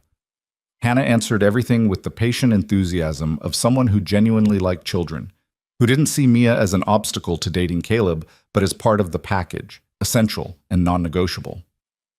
My friend Emma says her dad's girlfriend pretends to like her, but really just wants to be alone with him, Mia said, twirling spaghetti around her fork with more enthusiasm than skill. But you actually like me, right? You're not just being nice because of Dad. Mia, Caleb started, mortified. It's okay, Hannah said quickly. She set down her fork, giving Mia her full attention. I really like you. You're smart and funny, and you ask good questions. Being nice to you because of your dad would be insulting to both of us. That's what I thought. Mia nodded, satisfied. Emma's dad has bad taste in girlfriends. My dad has good taste. That's why he picked you. I appreciate the vote of confidence. You're welcome. Can I have more garlic bread? The evening stretched into night, Mia eventually retreating to her room to read before bed, while Caleb and Hannah cleaned up together. They worked in companionable silence, Hannah washing dishes while Caleb dried, moving around each other with the ease of people who had done this together for years instead of the first time. "Thank you," Hannah said quietly as she handed him the last plate. "For today. For letting me show up messy and not making me feel like a burden. You could never be a burden. Bad days happen. That's just life. Still, I know I kind of crashed your afternoon. You didn't crash anything. You asked for help, and I'm glad you felt like you could." Caleb set the dried plate in the cabinet, then turned to face her fully. "I meant what I said earlier about falling for you, about wanting you to feel safe being yourself, even the parts that aren't polished or together. I know, that's what scares me. You mean it. Why is that scary? Because if you mean it, I have to mean it back. I have to let myself care about this, about you, about the possibility that this could be real." Hannah leaned against the counter, her expression open and vulnerable. "And if I let myself care that much, it'll hurt that much more if it doesn't work out." "That's true. It will." Caleb stepped closer, taking her hands in his. "But it'll also feel that much better when it does work out. And I think it will, Hannah. I think we're building something real here. Even though we're both kind of a mess? Especially because we're both kind of a mess. We know what we're getting into. No illusions, no unrealistic expectations, just two people trying to build something good together." Hannah studied him for a long moment, and Caleb watched her face as she made some internal decision. Finally, she said, "Okay. Okay. Okay, let's do this. Let's be terrified together and build something real and trust that even if it hurts sometimes, it'll be worth it. Yeah? Yeah." Caleb pulled her into a hug, holding her close and feeling her arms wrap around him with equal strength. They stood like that in his small kitchen, dishwater cooling in the sink, the house settling into evening quiet around them. From her bedroom, Mia called out, "Dad, I need you to sign my permission slip for the field trip." Hannah pulled back, laughing. "Duty calls." "Always." But Caleb didn't let go immediately. "Stay a little longer after I put her to bed? We can just sit and talk. Or not talk, whatever you want." "I'd like that." Caleb kissed her forehead and went to handle permission slip logistics, leaving Hannah in the kitchen with a smile on her face and missed her, Hop still tucked under her arm. Later, after Mia was asleep and the house was quiet, they sat together on the porch despite the cold, wrapped in blankets and watching stars emerge in the November sky. Hannah told him more about her marriage, about the slow erosion of intimacy and the guilt of leaving even when staying was impossible. Caleb talked about the first year after his ex left, about the panic and loneliness and gradual acceptance that some things couldn't be fixed. "Do you ever miss it?" Hannah asked. Not her specifically, but being married, having a partner. "I miss the idea of it. Coming home to someone who's interested in my day, having another adult to talk to after Mia's asleep. Sharing the weight of decisions instead of carrying everything alone," he paused. "But I don't miss what I actually had, which was performing for someone who'd already decided I wasn't enough. I'd rather be alone than that." "Me too, which is why this is so important. Because for the first time in forever, I'm not alone, but I'm also not performing. I'm just here, with you, being myself." "I like yourself. She's pretty great. She's a work in progress who cries in grocery store parking lots. She's human and real and honest. That's better than great." Hannah leaned her head on his shoulder, and they sat in comfortable silence, breathing in the cold night air and letting the enormity of what they were building settle around them like snow. Whatever came next, Caleb thought, they'd face it together, messy and scared and trying anyway. And somehow, that felt like enough. The weeks following that November evening shifted something fundamental between them. Hannah started showing up at the cabin more often, sometimes planned but increasingly spontaneous, stopping by after work with takeout or on Saturday mornings with coffee and pastries from the bakery in town. Mia treated these visits as natural extensions of their routine, pulling Hannah into board games and art projects with the unselfconscious ease of a child who'd decided this person belonged. By early December, Caleb realized he was thinking in terms of we instead of I for the first time since his marriage ended. Weekend plans became their plans. Dinner became something they cooked together. Even his workshop, His private sanctuary for 3 years became a place Hannah would sit reading while he worked, the two of them existing in companionable silence that felt more intimate than conversation. But the ease also brought doubt creeping in around the edges. Hannah started second-guessing herself more, apologizing for small things that didn't need apologies, withdrawing slightly when conversations turned toward the future, checking her phone with increasing frequency, and frowning at messages Caleb couldn't see. "Is everything okay?" he asked one Thursday evening as they cleaned up after dinner. Mia was at Rachel's for a sleepover, giving them rare, uninterrupted time together, but Hannah seemed distracted. "Fine. Just work stuff." She scrubbed at a pot with more force than necessary. "Hannah." She stopped, setting down the scrubber and gripping the edge of the sink. "My mother called today." Caleb dried his hands, giving her his full attention. "What did she say?" "The usual, asking about my life, pretending to be casual, then working around to her actual agenda." Hannah's jaw tightened. "She heard from someone that I'm seeing someone. Wanted to know if it's serious." "What did you tell her?" "That it's none of her business," which she took as confirmation that yes, it's serious, and launched into her concerns. Hannah finally turned to face him. "She thinks I'm moving too fast, that I haven't given myself enough time to heal from my divorce, that I should be focusing on myself instead of jumping into another relationship." "Do you think you're moving too fast?" "I don't know. Maybe. We've been dating for what, 2 months? And I'm already spending half my time here, getting attached to your daughter, thinking about you constantly." She stopped, looking frustrated. "This doesn't feel fast when I'm with you. It feels right. But then my mother says things like, 'Remember what happened last time,' and I start spiraling." Caleb moved closer but didn't touch her yet, giving her space to work through it. "What does 'remember what happened last time' mean?" "It means I married young and it failed. It means I have a track record of committing to the wrong people and wasting years trying to make it work. It means maybe I can't trust my own judgment about relationships." "That's not fair to you. You were 19 when you married David. You're 43 now. You've learned things, grown. You're not the same person." "Aren't I, though? Because I'm falling for someone again, getting invested, making space in my life for another person who could decide one day that I'm not enough." The words landed like stones, and Caleb felt the weight of them.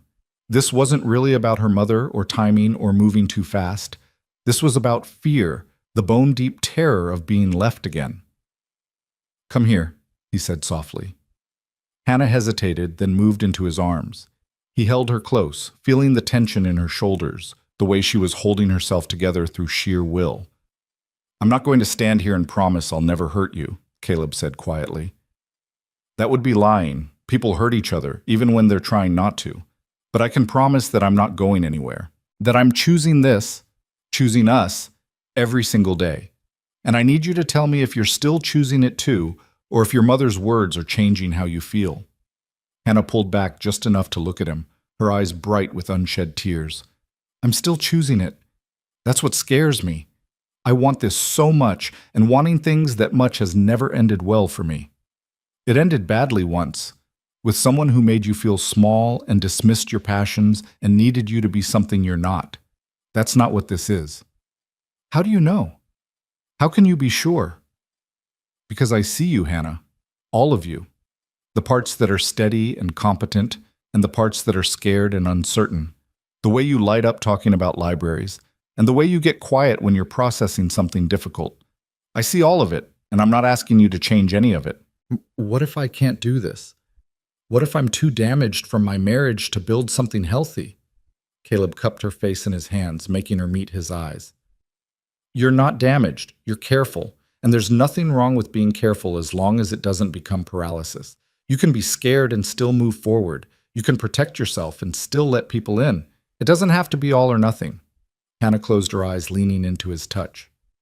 "My therapist says the same thing, that I keep thinking in extremes. Either I'm completely independent and don't need anyone, or I'm completely dependent and lose myself in the relationship. She says I need to find the middle ground." "Your therapist sounds smart." "She is.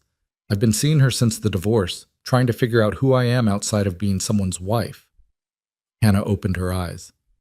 "I never told you that." About therapy. Why would you need to?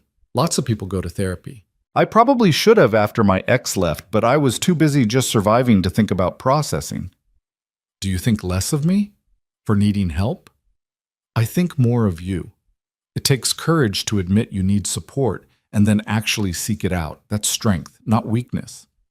Something in Hannah's expression softened. Why are you so good at this? It's saying exactly what I need to hear? I'm not good at it. I'm just honest. And I care about you enough to think before I speak.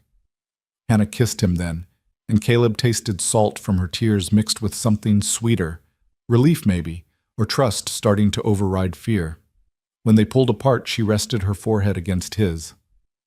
I'm sorry, she whispered, for bringing my baggage into this, for letting my mother get in my head. Don't apologize for having feelings. That's what people do. They have complicated families and old wounds and moments of doubt. It doesn't mean you're doing anything wrong. I just don't want to mess this up. You and Mia, you're the best thing that's happened to me in years, maybe ever. You're not going to mess it up by being honest about what you're feeling.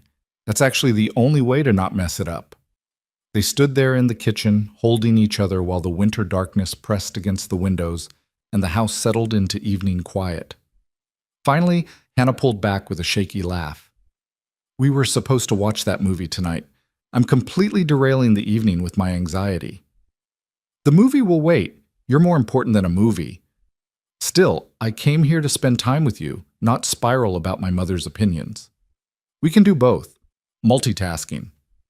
That earned him a real smile. They migrated to the couch, Hannah curling into Caleb's side while some action movie neither of them were really watching played on the television. But the physical closeness seemed to settle something for her, and gradually Caleb felt the tension drain from her body. Can I ask you something? Hannah said during a particularly loud explosion scene. Always. Do you ever worry about me and Mia, about what happens if we don't work out and she gets hurt? Caleb had thought about it, of course, late-night thoughts that came with single-parent territory. I worry about it sometimes, but I also trust Mia to be resilient. She's been through her mother leaving. She knows people come and go, and I think keeping her away from relationships entirely sends the message that love isn't worth the risk. That's very evolved of you. I'm making it up as I go, same as everyone else.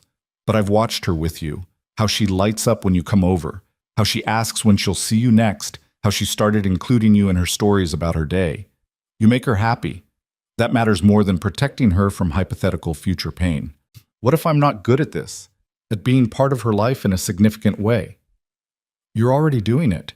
You ask about her interests, you listen when she talks, you treat her like a person instead of an obstacle. That's literally all it takes. It feels like it should be more complicated than that. Most things are simpler than we think. We just make them complicated because simple feels too vulnerable.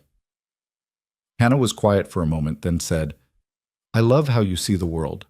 Like everything can be figured out if you just approach it honestly and pay attention. That's woodworking translated to life philosophy. Measure twice, cut once, and listen to what the material is telling you. Does the material ever tell you you're wrong?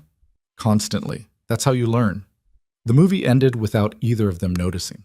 They stayed on the couch talking until well past midnight, Hannah opening up about her fears around commitment, Caleb sharing his own doubts about whether he was capable of being a good partner after years of focusing solely on Mia. The conversation wound through heavy topics and light ones, serious confessions and small observations, creating a tapestry of intimacy that felt more valuable than any dramatic declaration. Around 1 a.m, Hannah's phone buzzed with a text from her mother. She glanced at it, made a face, and silenced the phone without responding. You don't have to ignore her on my account, Caleb said. I'm not. I'm ignoring her because I'm an adult who gets to decide what advice I take and what I discard. She means well, but her fear doesn't get to dictate my choices. Hannah set the phone face down on the coffee table with finality. I'm choosing this, choosing you, choosing to be scared and try anyway. She'll have to accept that. Will she? Eventually. Or she won't, and I'll have to accept that. Either way, I'm not letting her fear become my fear anymore. Caleb pulled her closer, kissing the top of her head. I'm proud of you. For what? Deciding to stop letting my mother run my life? For choosing yourself. For choosing what you want instead of what's safest. That takes courage. Hannah tilted her head back to look at him. You make it sound noble. Mostly it just feels terrifying. It can be both. They stayed up talking until Hannah's eyes started drooping, and Caleb realized the responsible thing was to send her home before she fell asleep on his couch. Walking her out to her car, the December air sharp and cold, felt harder than it should have. Text me when you get home? He asked. Always do. And Hannah, your mother is wrong. You're not repeating old patterns. You're building something new. Don't let her convince you otherwise. Hannah kissed him, quick and soft. Thank you. For tonight, for listening. For not running when I get in my own head. Never running, that's the deal. He watched her drive away, then headed back inside to a house that felt emptier without her in it. The realization should have been concerning, how quickly he'd gotten used to her presence, how much he missed her after she'd been gone for 5 minutes. But instead of fear, Caleb felt something closer to certainty. This was right. They were right. Everything else was just noise. December rolled forward with the relentless momentum of approaching holidays. Caleb finished the professor's bookshelf and started a commission for a lawyer's office, a conference table that would seat 12 and needed to project authority without being oppressive. The work was demanding, the timeline tight, and he found himself pulling late nights in the workshop more often than not.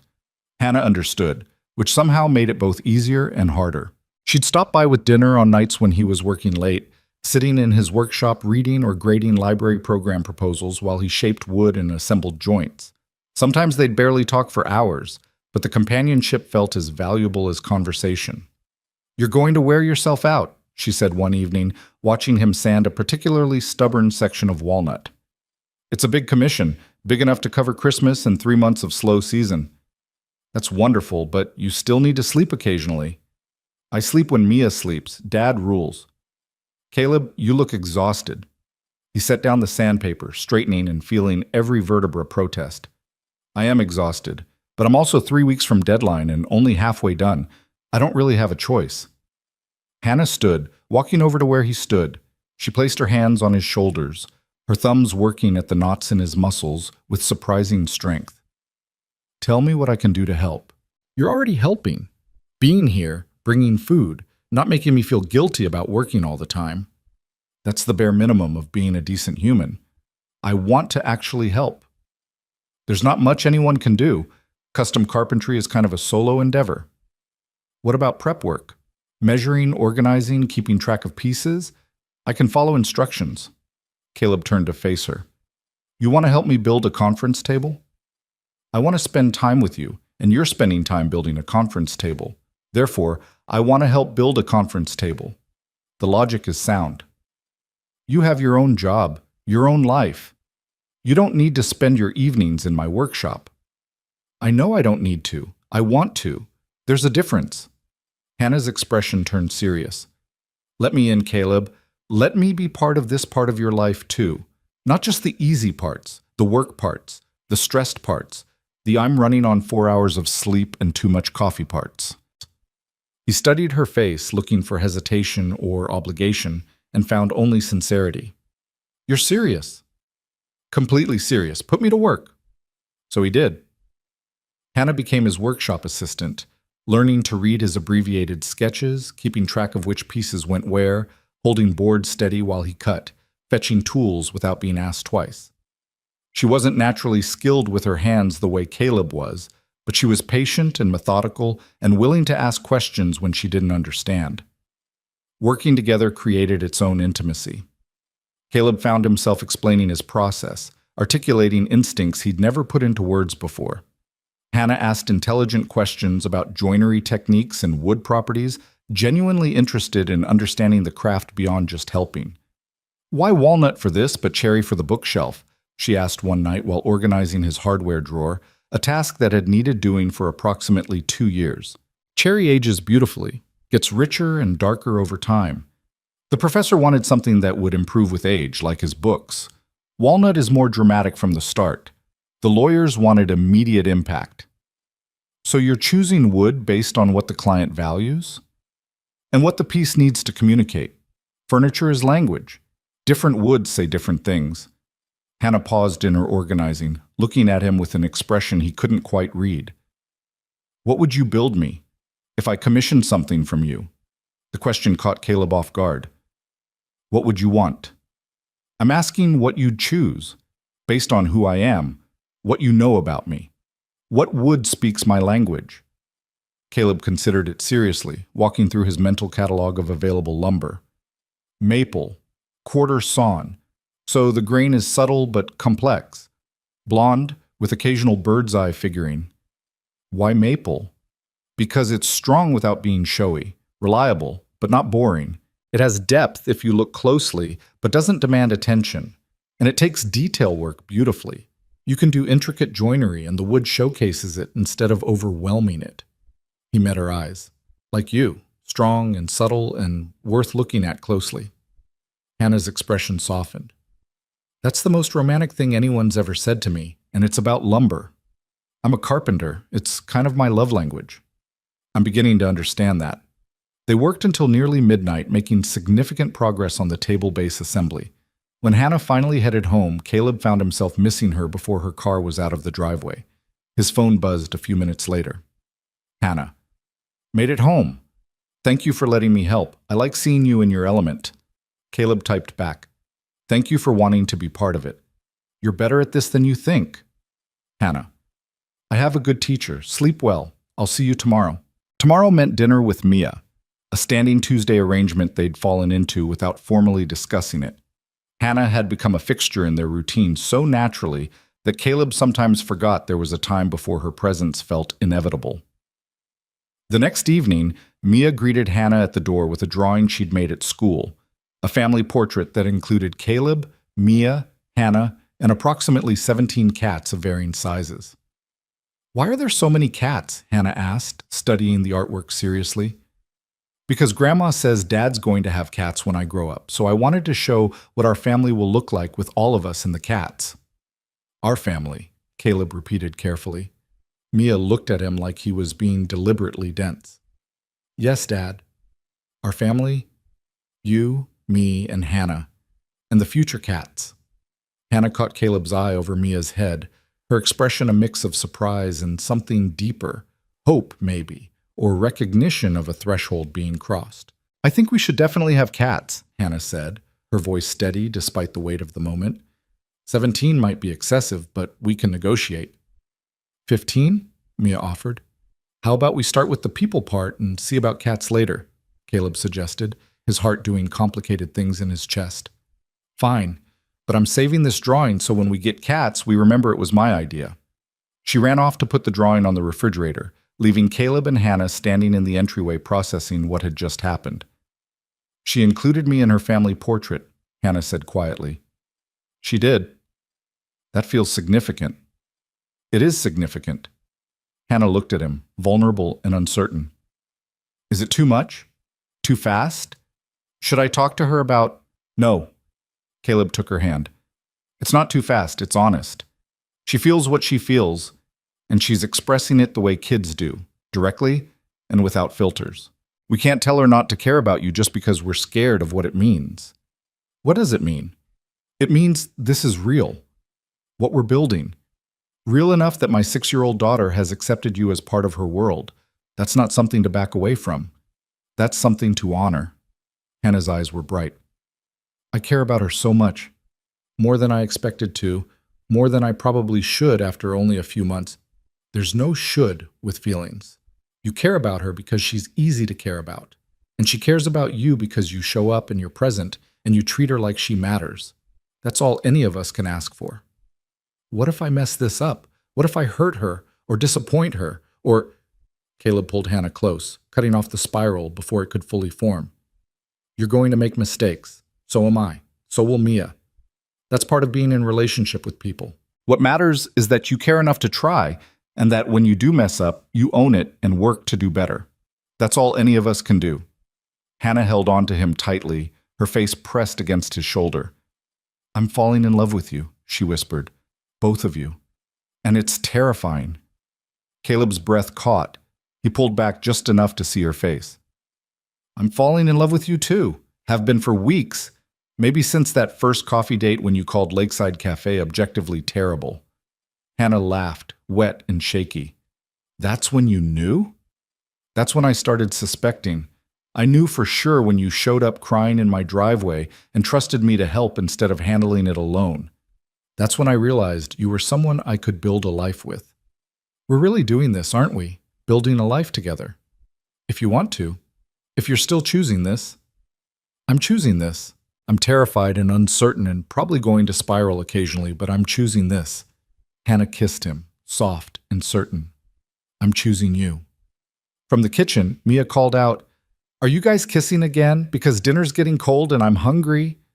They broke apart laughing, and Caleb felt something settle in his chest, a rightness that felt like the final piece of a complicated puzzle clicking into place. Dinner was chaotic and warm, Mia chattering about her day while Hannah and Caleb exchanged glances across the table that said everything words couldn't. After Mia went to bed, they sat on the couch, not watching another movie, Hannah's head on Caleb's shoulder, both of them quiet with the comfortable silence of people who'd said everything that needed saying. "I should go," Hannah said eventually, though she made no move to stand. "You could stay," Caleb offered. "Guest room is made up. Save you the drive home." Hannah lifted her head to look at him. "Is that okay? With Mia?" "Mia would be thrilled. She asks when you're moving in approximately every other day." "Moving in?" Hannah's voice pitched higher. "I tell her we're not there yet, but she's persistent. Apparently she's been planning room arrangements." "That's," Hannah paused, searching for words, "actually really sweet." "It is. Also mildly terrifying in how seriously she takes it. She's made spreadsheets." "She's 6. How does she know how to make spreadsheets?" "Rachel taught her. I'm as concerned as you are." Hannah laughed, and the tension broke. "Okay, I'll stay. But just because it's late and I'm tired, not because I'm moving in." Noted.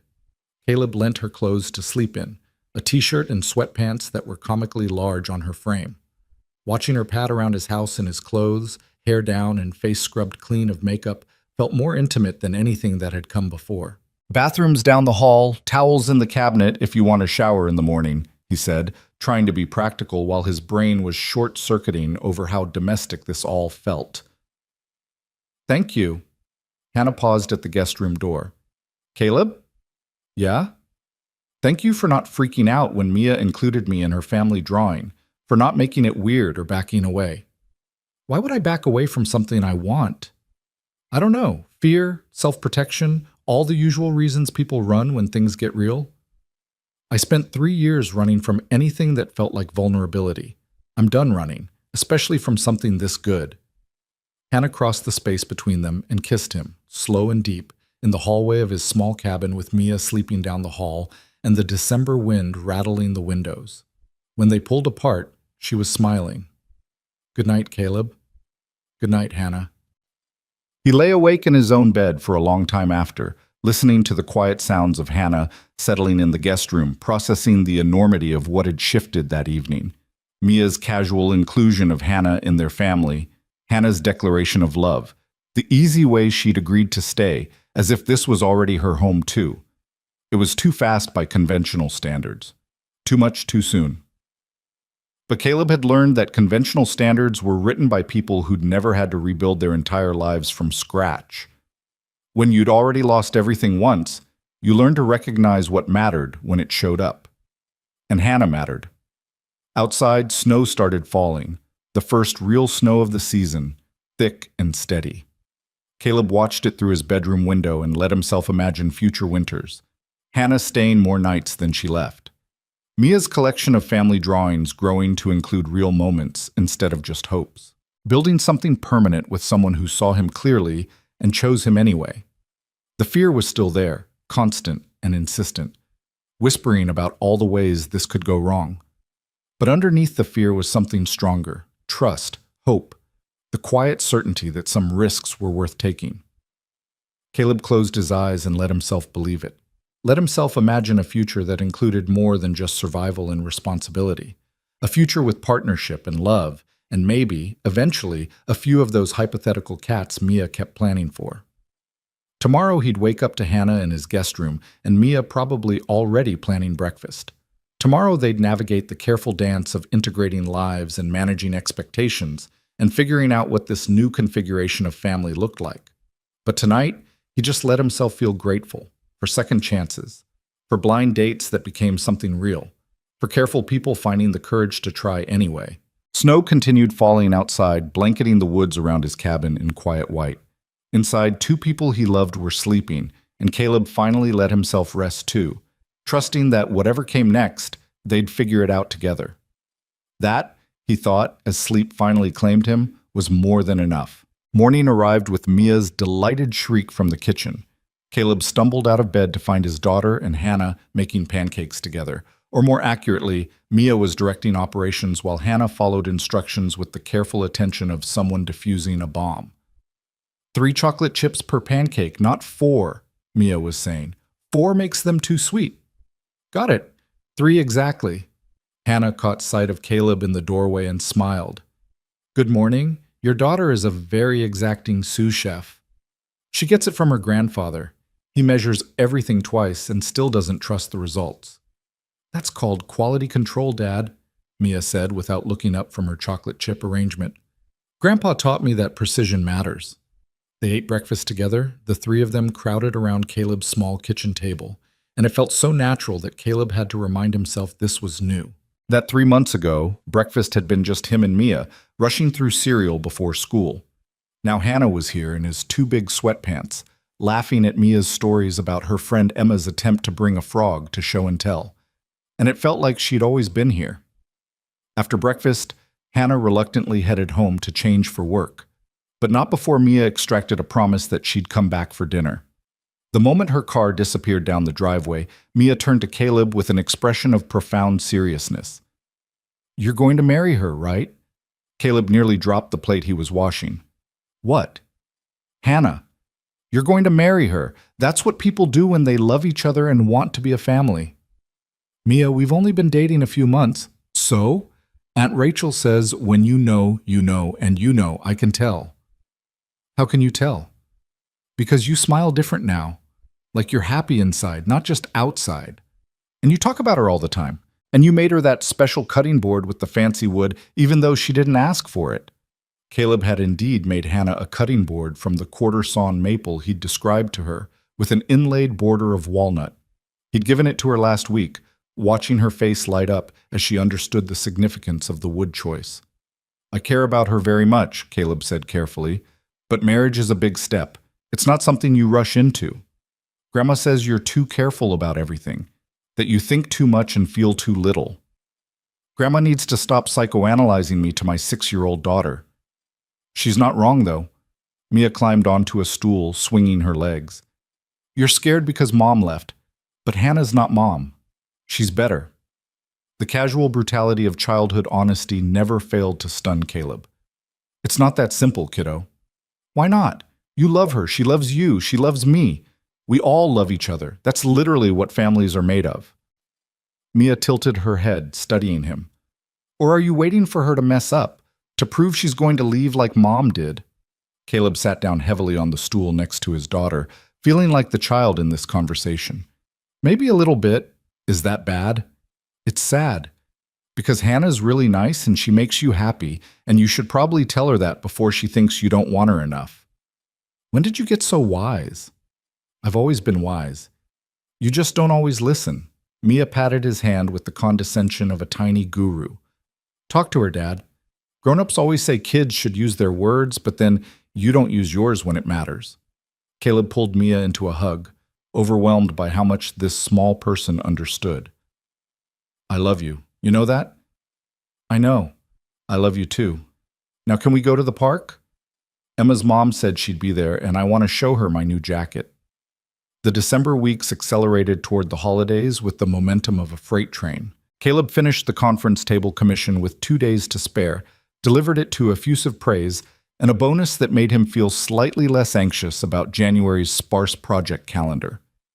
Hannah organized a community tool library workshop at the library, and Caleb found himself teaching basic carpentry to a room full of enthusiastic amateurs who wanted to learn to build birdhouses. They spent Christmas Eve at Caleb's parents' house, a chaotic gathering of extended family that Hannah navigated with impressive grace. Derek cornered Caleb in the kitchen while Hannah was helping Mia decorate cookies with Rachel. "So," Derek said, leaning against the counter with studied casualness. "Things are serious. Things are good." "That's not what I asked." Caleb looked through the doorway at Hannah, who was laughing at something Mia had said, cookie frosting on her nose. "Yeah, things are serious." "Good serious or scary serious?" "Both, mostly good."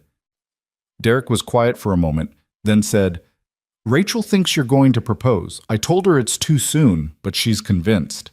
"It's definitely too soon." "Is it though? You've been basically living together for weeks. Mia calls her family. You look at Hannah the way I look at Rachel when she does literally anything." Derek paused. "I'm not saying rush it. I'm just saying don't let fear make you wait so long that you miss the moment." "What moment?"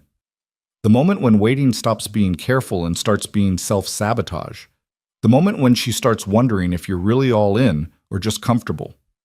Derek clapped him on the shoulder. "You're all in, brother. I can see it. Make sure she can see it too." The conversation sat with Caleb through Christmas dinner, through present opening and dessert, and the long drive home with Mia asleep in the back seat. Hannah had gone to her own family's gathering, and Caleb found himself missing her with an intensity that felt disproportionate to the 12 hours they'd been apart.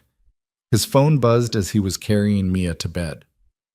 "Hannah, survived family dinner. My mother asked pointed questions about you for 2 straight hours. I may have told her to back off in front of my aunt and 3 cousins." Caleb smiled, tucking Mia in before responding, "How'd that go?" "Hannah, she was appalled. My aunt was delighted.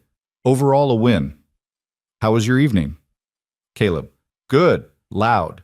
Derek thinks I should propose to you."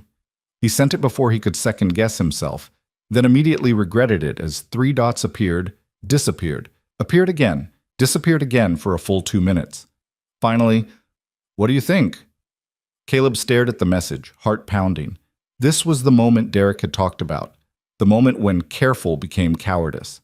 He could deflect, make a joke, walk it back to safe territory, or he could be honest.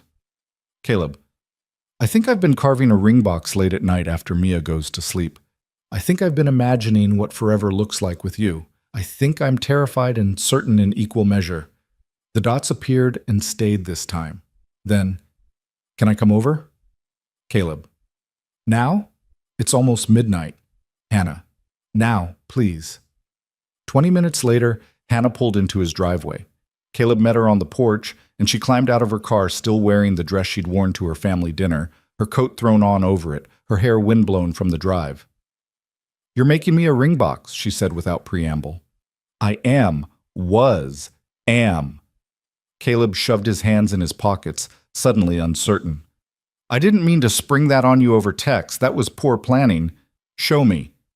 "What?" "The ring box. Show me." Caleb led her to his workshop, flipping on lights and heading to the far workbench where he'd hidden the box under a canvas drop cloth. He pulled it out slowly, holding it in both hands like an offering. The box was small, made from the same quarter-sawn maple he'd used for her cutting board, with a walnut inlay on the lid in the shape of an open book. The grain was perfect, the joints invisible, the finish smooth as glass. Inside, he'd lined it with deep blue velvet. "It's not done," he said as Hannah took it from him with careful hands. "I need to adjust the hinge and add the final finish coat. And there's no ring yet because I wasn't sure, I didn't know if—" "It's perfect," Hannah whispered, running her fingers over the book inlay. "A book. Because of the library. Because you said books stay when people leave. Because they're permanent and reliable and safe." Caleb took a breath, forcing himself to say the rest. "Because I want to be those things for you. Permanent and reliable and safe. A place you can always come back to." Hannah looked up at him, tears streaming down her face. "Caleb, I know it's fast. No. I know we've only been together a few months. I know all the practical reasons we should wait. Let more time pass. Make sure it's real. Protect ourselves from getting hurt again." He stepped closer, taking her free hand in his. "But I also know that I've never been more certain of anything. That you're the person I want to build a life with. that Mia loves you and you love her, and together we make something better than any of us could be alone. I'm scared, Hannah said, her voice breaking. I'm so scared of messing this up, of not being enough, of waking up one day and realizing I've made another mistake. This isn't a mistake. You're not making the same choice you made at 19. You're making a completely different choice with completely different information. Caleb cupped her face in his free hand, making her look at him. I see you, Hannah. All of you. The scared parts and the strong parts and everything in between. And I'm choosing all of it, every single day. What if I can't do this? What if I'm too damaged? Stop. You're not damaged. You're careful and thoughtful, and you've learned from your past instead of letting it define you. That's not damage. That's wisdom. Hannah clutched the ring box to her chest, breathing hard. I don't have an answer yet. I don't know if I can say yes. I'm not asking yet, not officially. I just needed you to know that I'm building towards something, that this isn't casual for me, that when I think about my future, you're in it. Caleb smiled, brushing away her tears with his thumb. Take all the time you need. I'm not going anywhere. You really made me a ring box. I really did. With a book on it. With a book on it. Hannah laughed, wet and shaky, and kissed him. The ring box pressed between them, tangible proof of intention and hope, and all the terrifying possibilities of forever. They stood in his workshop for a long time, holding each other while the December wind rattled the windows and the space heater hummed in the corner. Finally, Hannah pulled back, wiping her eyes. I should go home. Process. Think. Okay. But I'm taking this with me. She held up the ring box. If that's okay. It's yours. That's the whole point. Hannah kissed him again, quick and fierce. I love you. Even when I'm scared, even when I'm uncertain, I love you. I need you to know that. I know, I love you too. He walked her to her car, watched her drive away, clutching the maple box like a lifeline. Back in his workshop, Caleb stood staring at the space where the box had been, wondering if he'd just made the bravest or stupidest decision of his life. His phone buzzed. Hannah, thank you for being patient with me, for understanding that I need time to trust this. You're the best thing that's happened to me in longer than I can remember. Caleb smiled, typing back, take all the time you need. I'll be here. The next 3 weeks were strange and wonderful and terrifying in equal measure. Hannah didn't mention the ring box, and Caleb didn't ask. They continued their routine, dinners together, weekends with Mia, quiet evenings in his workshop. But there was a new weight to everything, an awareness of futures being decided in small daily choices. Hannah started keeping a toothbrush at the cabin, then spare clothes. Then half her book collection migrated to Caleb's shelves with the casual inevitability of continental drift. By mid-January, she was staying over more nights than not, and Mia had stopped asking when Hannah was moving in and started asking where she should put her extensive cat planning documentation when Hannah's desk arrived. We don't have Hannah's desk yet, Caleb pointed out one Saturday morning. But we will, Mia said, with the certainty of someone who'd seen the future and found it acceptable. Because Hannah's basically already living here, she just hasn't admitted it yet. She wasn't wrong. Hannah had been there for breakfast every morning that week. Her coffee mug had a permanent spot in the cabinet. Her jacket hung by the door. The guest room had quietly transformed into Hannah's room, though she still apologetically referred to it as borrowing space. On a cold Tuesday evening in late January, Caleb was finishing up paperwork for a new commission when Hannah appeared in the workshop doorway holding the maple ring box. Can we talk? She asked. Caleb's heart stopped, then started again too fast. Of course. She sat down on the worn stool by his workbench, setting the box between them. I've been carrying this around for almost a month, looking at it every night before I go to sleep, trying to figure out if I'm brave enough to say yes to what it represents. Hannah, let me finish.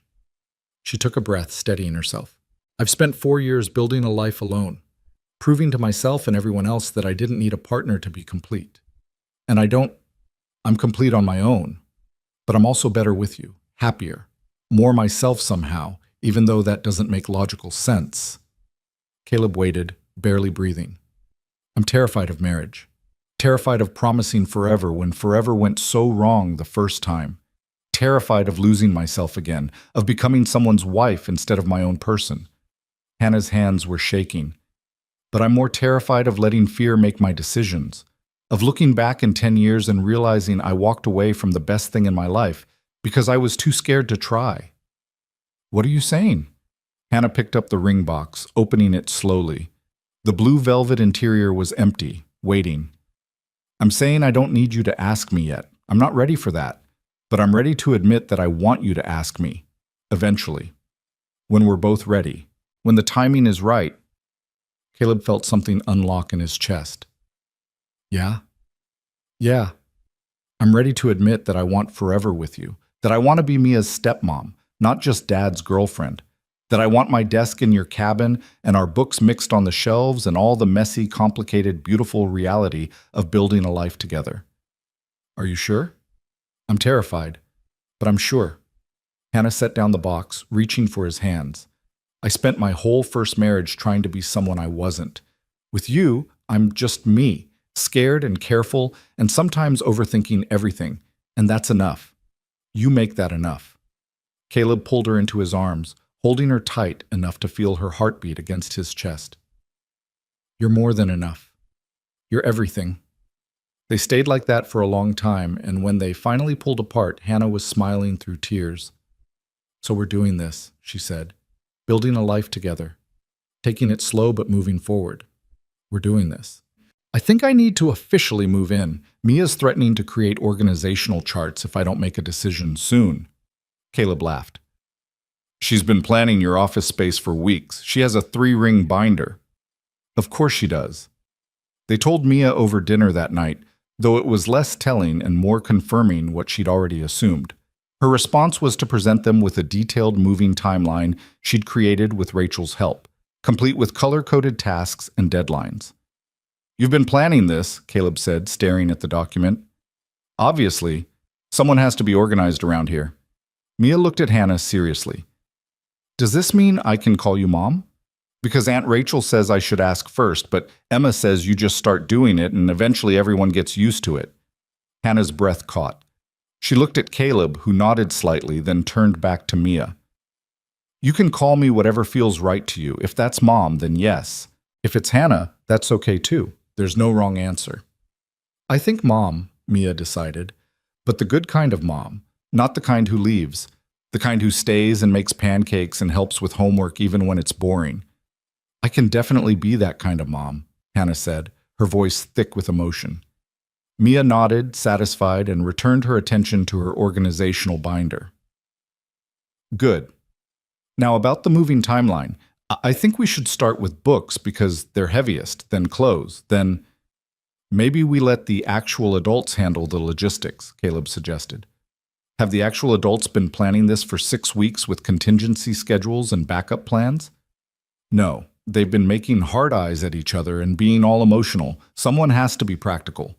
Hannah laughed, bright and free, and Caleb felt the last piece of his carefully constructed walls crumble.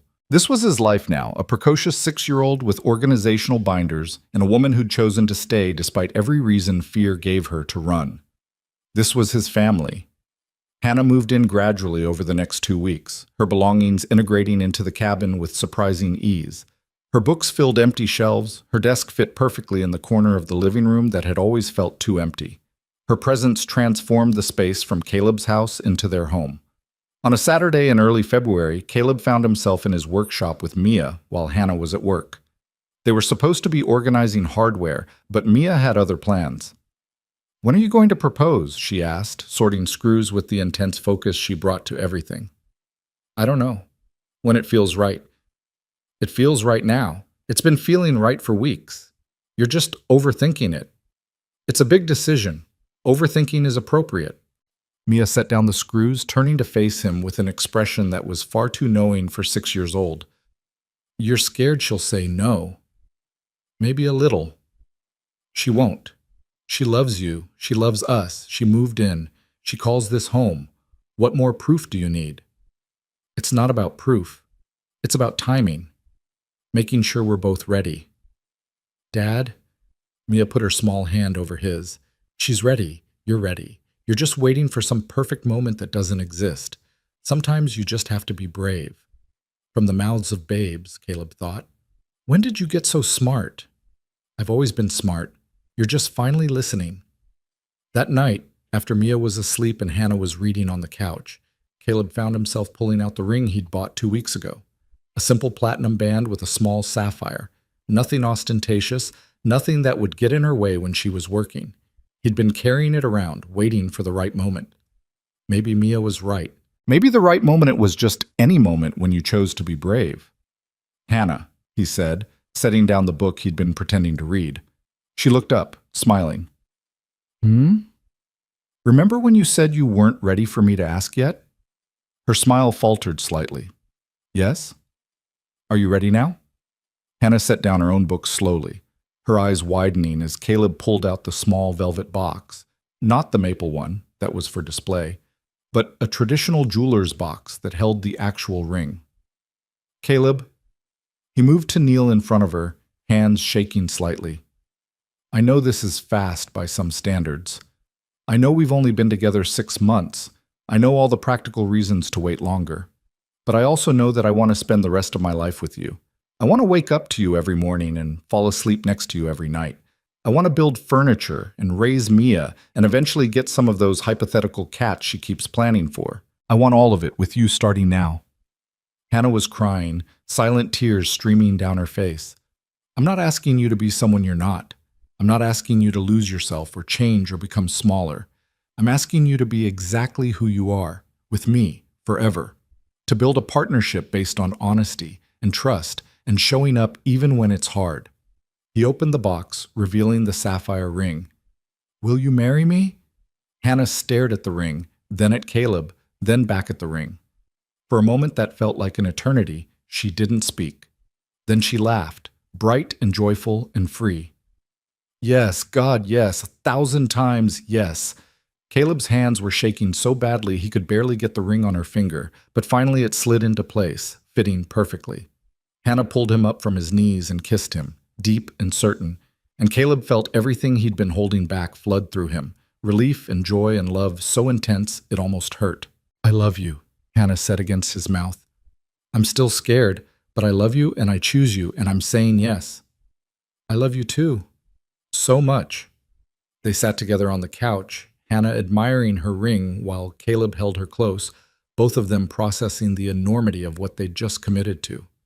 Mia's going to lose her mind, Hannah said. She's been planning this for months. She has a wedding binder. Of course she does. As if summoned by the mention of her name, Mia's door creaked open.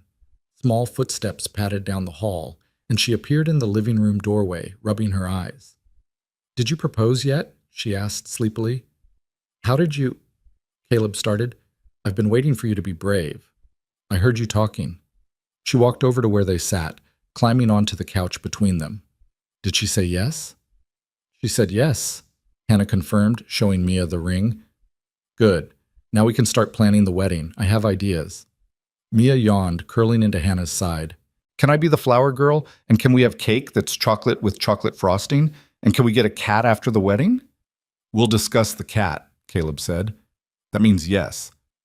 When adults say we'll discuss it, it means yes, but they want to pretend they're being responsible. Hannah laughed, her arm around Mia, her other hand clasped in Caleb's. You've got us all figured out, don't you? Mostly. You're not that complicated. You love each other and you love me and you want to be a family. Everything else is just details. Out of the mouths of babes, Caleb thought again. Because she was right. Stripped of fear and doubt and overthinking, it really was that simple. They sat there together, Caleb, Hannah, and Mia, on the couch in their small cabin while winter wind rattled the windows, and the future stretched out before them full of possibility.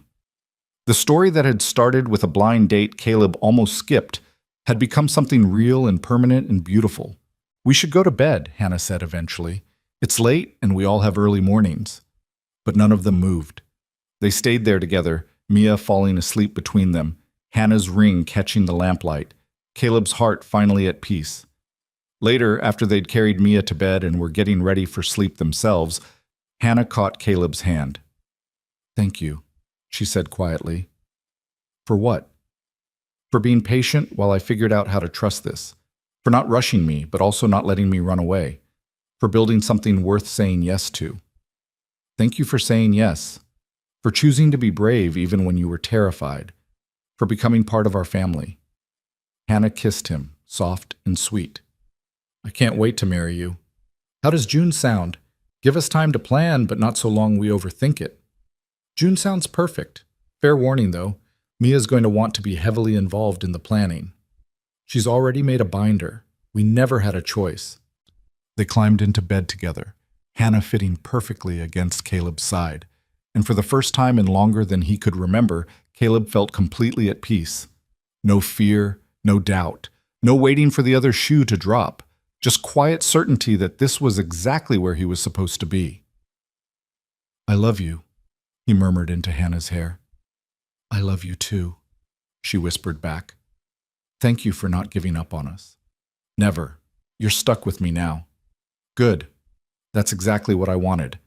Outside, February snow fell soft and steady, blanketing their small clearing in white. Inside, 3 people who'd chosen each other despite every reason fear gave them not to sleep peacefully, building toward a future none of them could have imagined 6 months ago.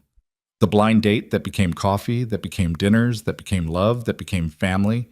The joke that almost didn't happen, but became the best decision Caleb had ever made. The careful, scared people who found courage in each other and built something permanent from hope and honesty and showing up every single day. This was their story. And it was only just beginning.